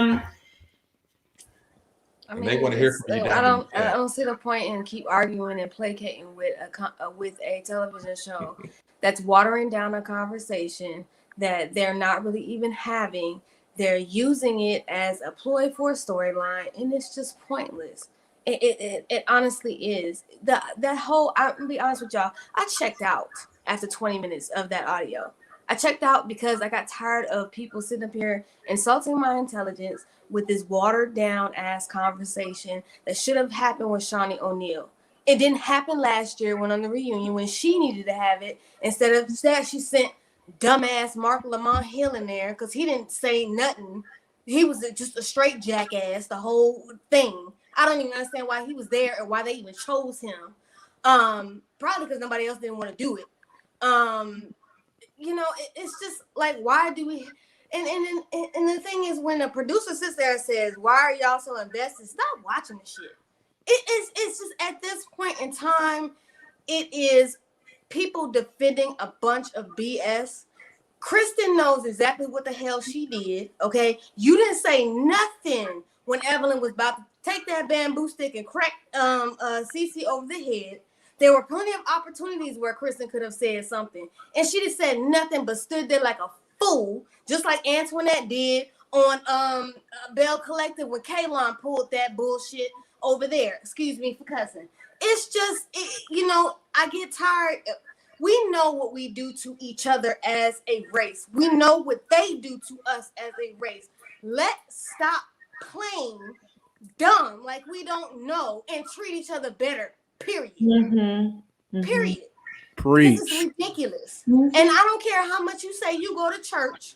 How often do you open the Bible and blow the dust off that joint? Because half of y'all don't even blow the dust off of it, but you call yourself a Christian. I clean mine. It's ridiculous.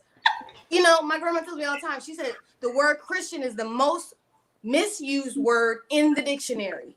Because people will holler at Christian and then cuss you out.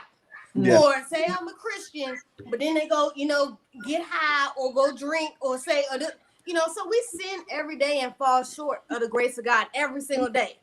But what I'm saying is stop defending the BS. Evelyn know what she did, and Shawnee need to be the one to get off of her high-ass horse and go over there and have a conversation with that girl. Because that's who should have had the conversation, not Kristen's no air in her brain head self.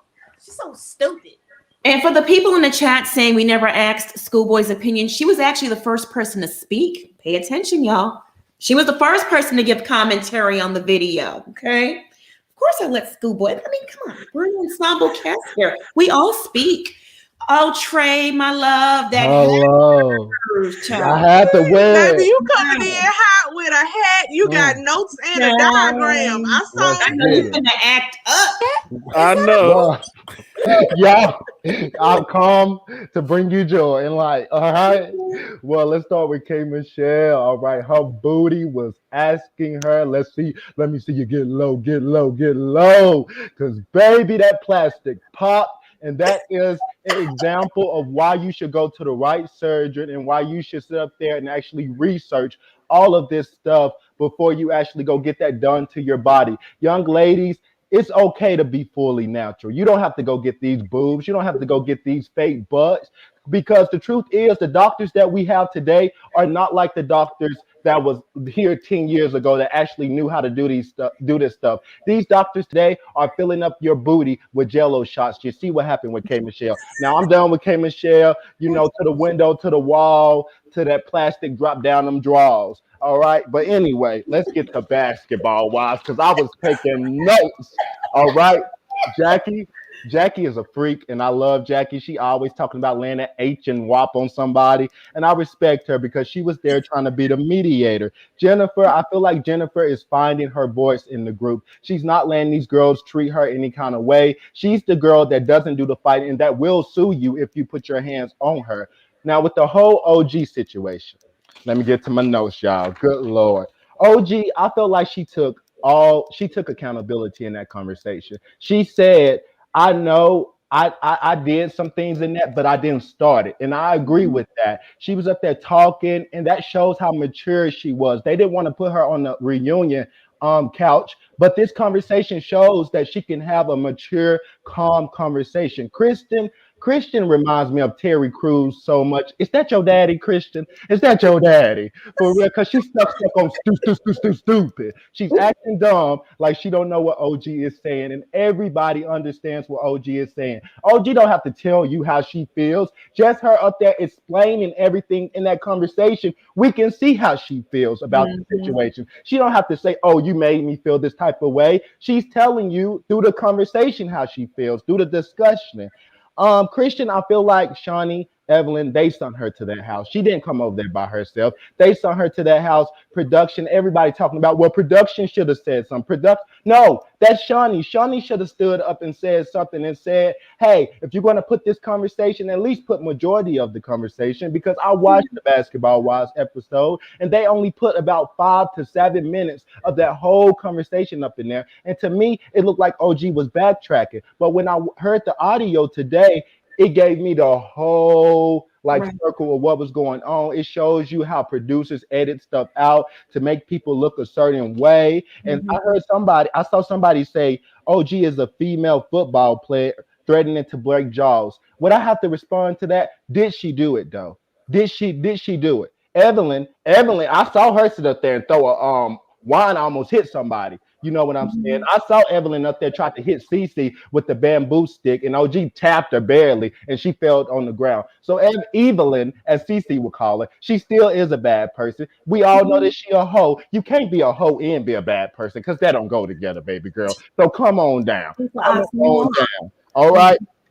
They didn't air that on national television because they knew OG had owned that conversation. That they knew OG was so intelligent with it that she kept backing Christian into a corner. Every time Christian tried to put words in her mouth, OG would come back and say, "No, that's not what I said," and she will remember what she said just like that. So it all is BS, as you can see, and I'm just tired of it. They need to cancel the show because it is colorism on there. They are bullying that young lady. They just doing everything to OG to make her look like the bad guy. Evelyn, I'm so disappointed in you. I thought you was a changed woman. I'm so disappointed in Evelyn. She needs to go get that dwop fixed real quick, and that's all I gotta say.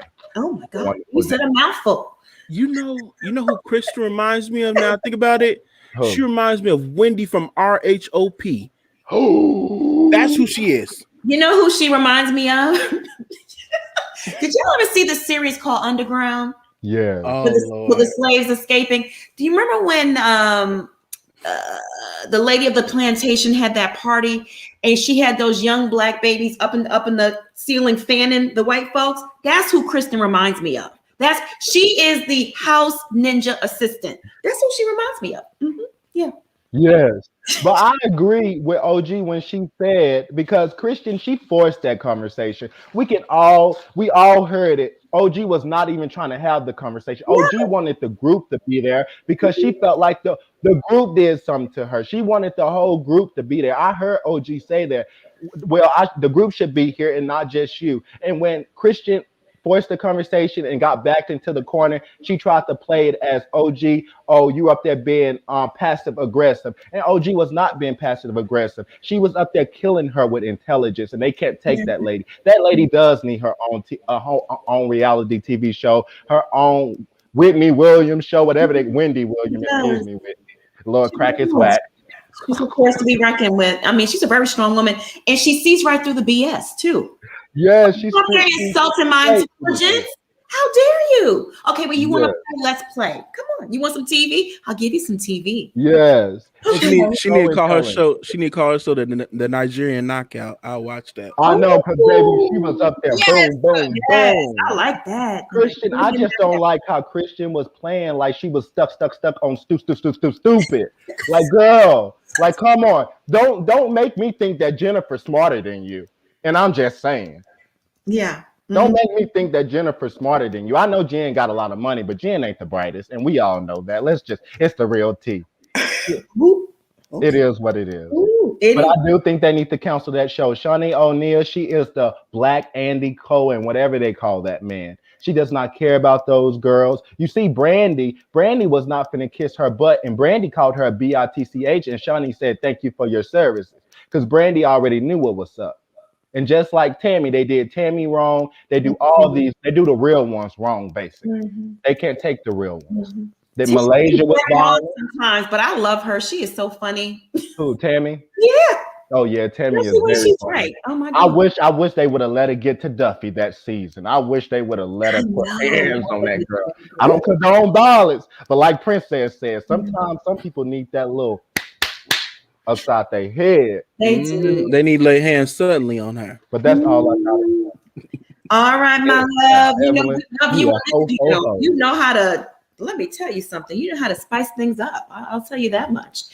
I come to spice it up. And I want that hat. I gotta order me one from Amazon. He always hangs up on himself. Bye, baby. Bye, Trey. We're gonna wrap things up because this was a very long discussion, and people got to work tomorrow, including myself. Schoolboy, where can the people find you? You can find me on my YouTube channel on school_boy. You can find me on Twitter on school_boy, and you can find me on Instagram school_boy_2021. Plaz, where can the people find you? They can find me on Instagram at scared_of_beautiful, and on my YouTube channel at Scared of Beautiful. Just enter spaces instead of the periods. Okay. Dr. EVA, where can the people find you? Hi, everyone. Definitely check out my YouTube channel. I talk about health and wellness commentary. I also do encourage Black women, in particular, Black people, get involved in healthcare and medicine. So check out my channel. You can also find me on Instagram at Dr. EVAOA, DRIVIEOA. All right. Princess, my love, where can the people find you? My Instagram is princessav613. There you can find all my links to YouTube, which is House of the Princess. Website houseoftheprincess.com, Twitter, and something else is Princess N2K. TikTok, that's it. Twitter and TikTok is Princess N2K, but it's all there. Princess AV613. So Debonair, where can the people find you? Y'all can find me at So Debonair on all social media. That's Debonair with no O. You can also find me at Affairs of the Heart podcast on YouTube as well. Why are you laughing? Because you know they mad at me. They big man. They still gonna follow you even more now. They're mad at you today, trust me, but they'll love you tomorrow. I've been dealing with this for 8 years. It's I saw a lot of support from me in the chat today, so I appreciate everybody who was supporting me. It's up and down. It's up and down. It's like that sometimes, you know. Bishop, my love.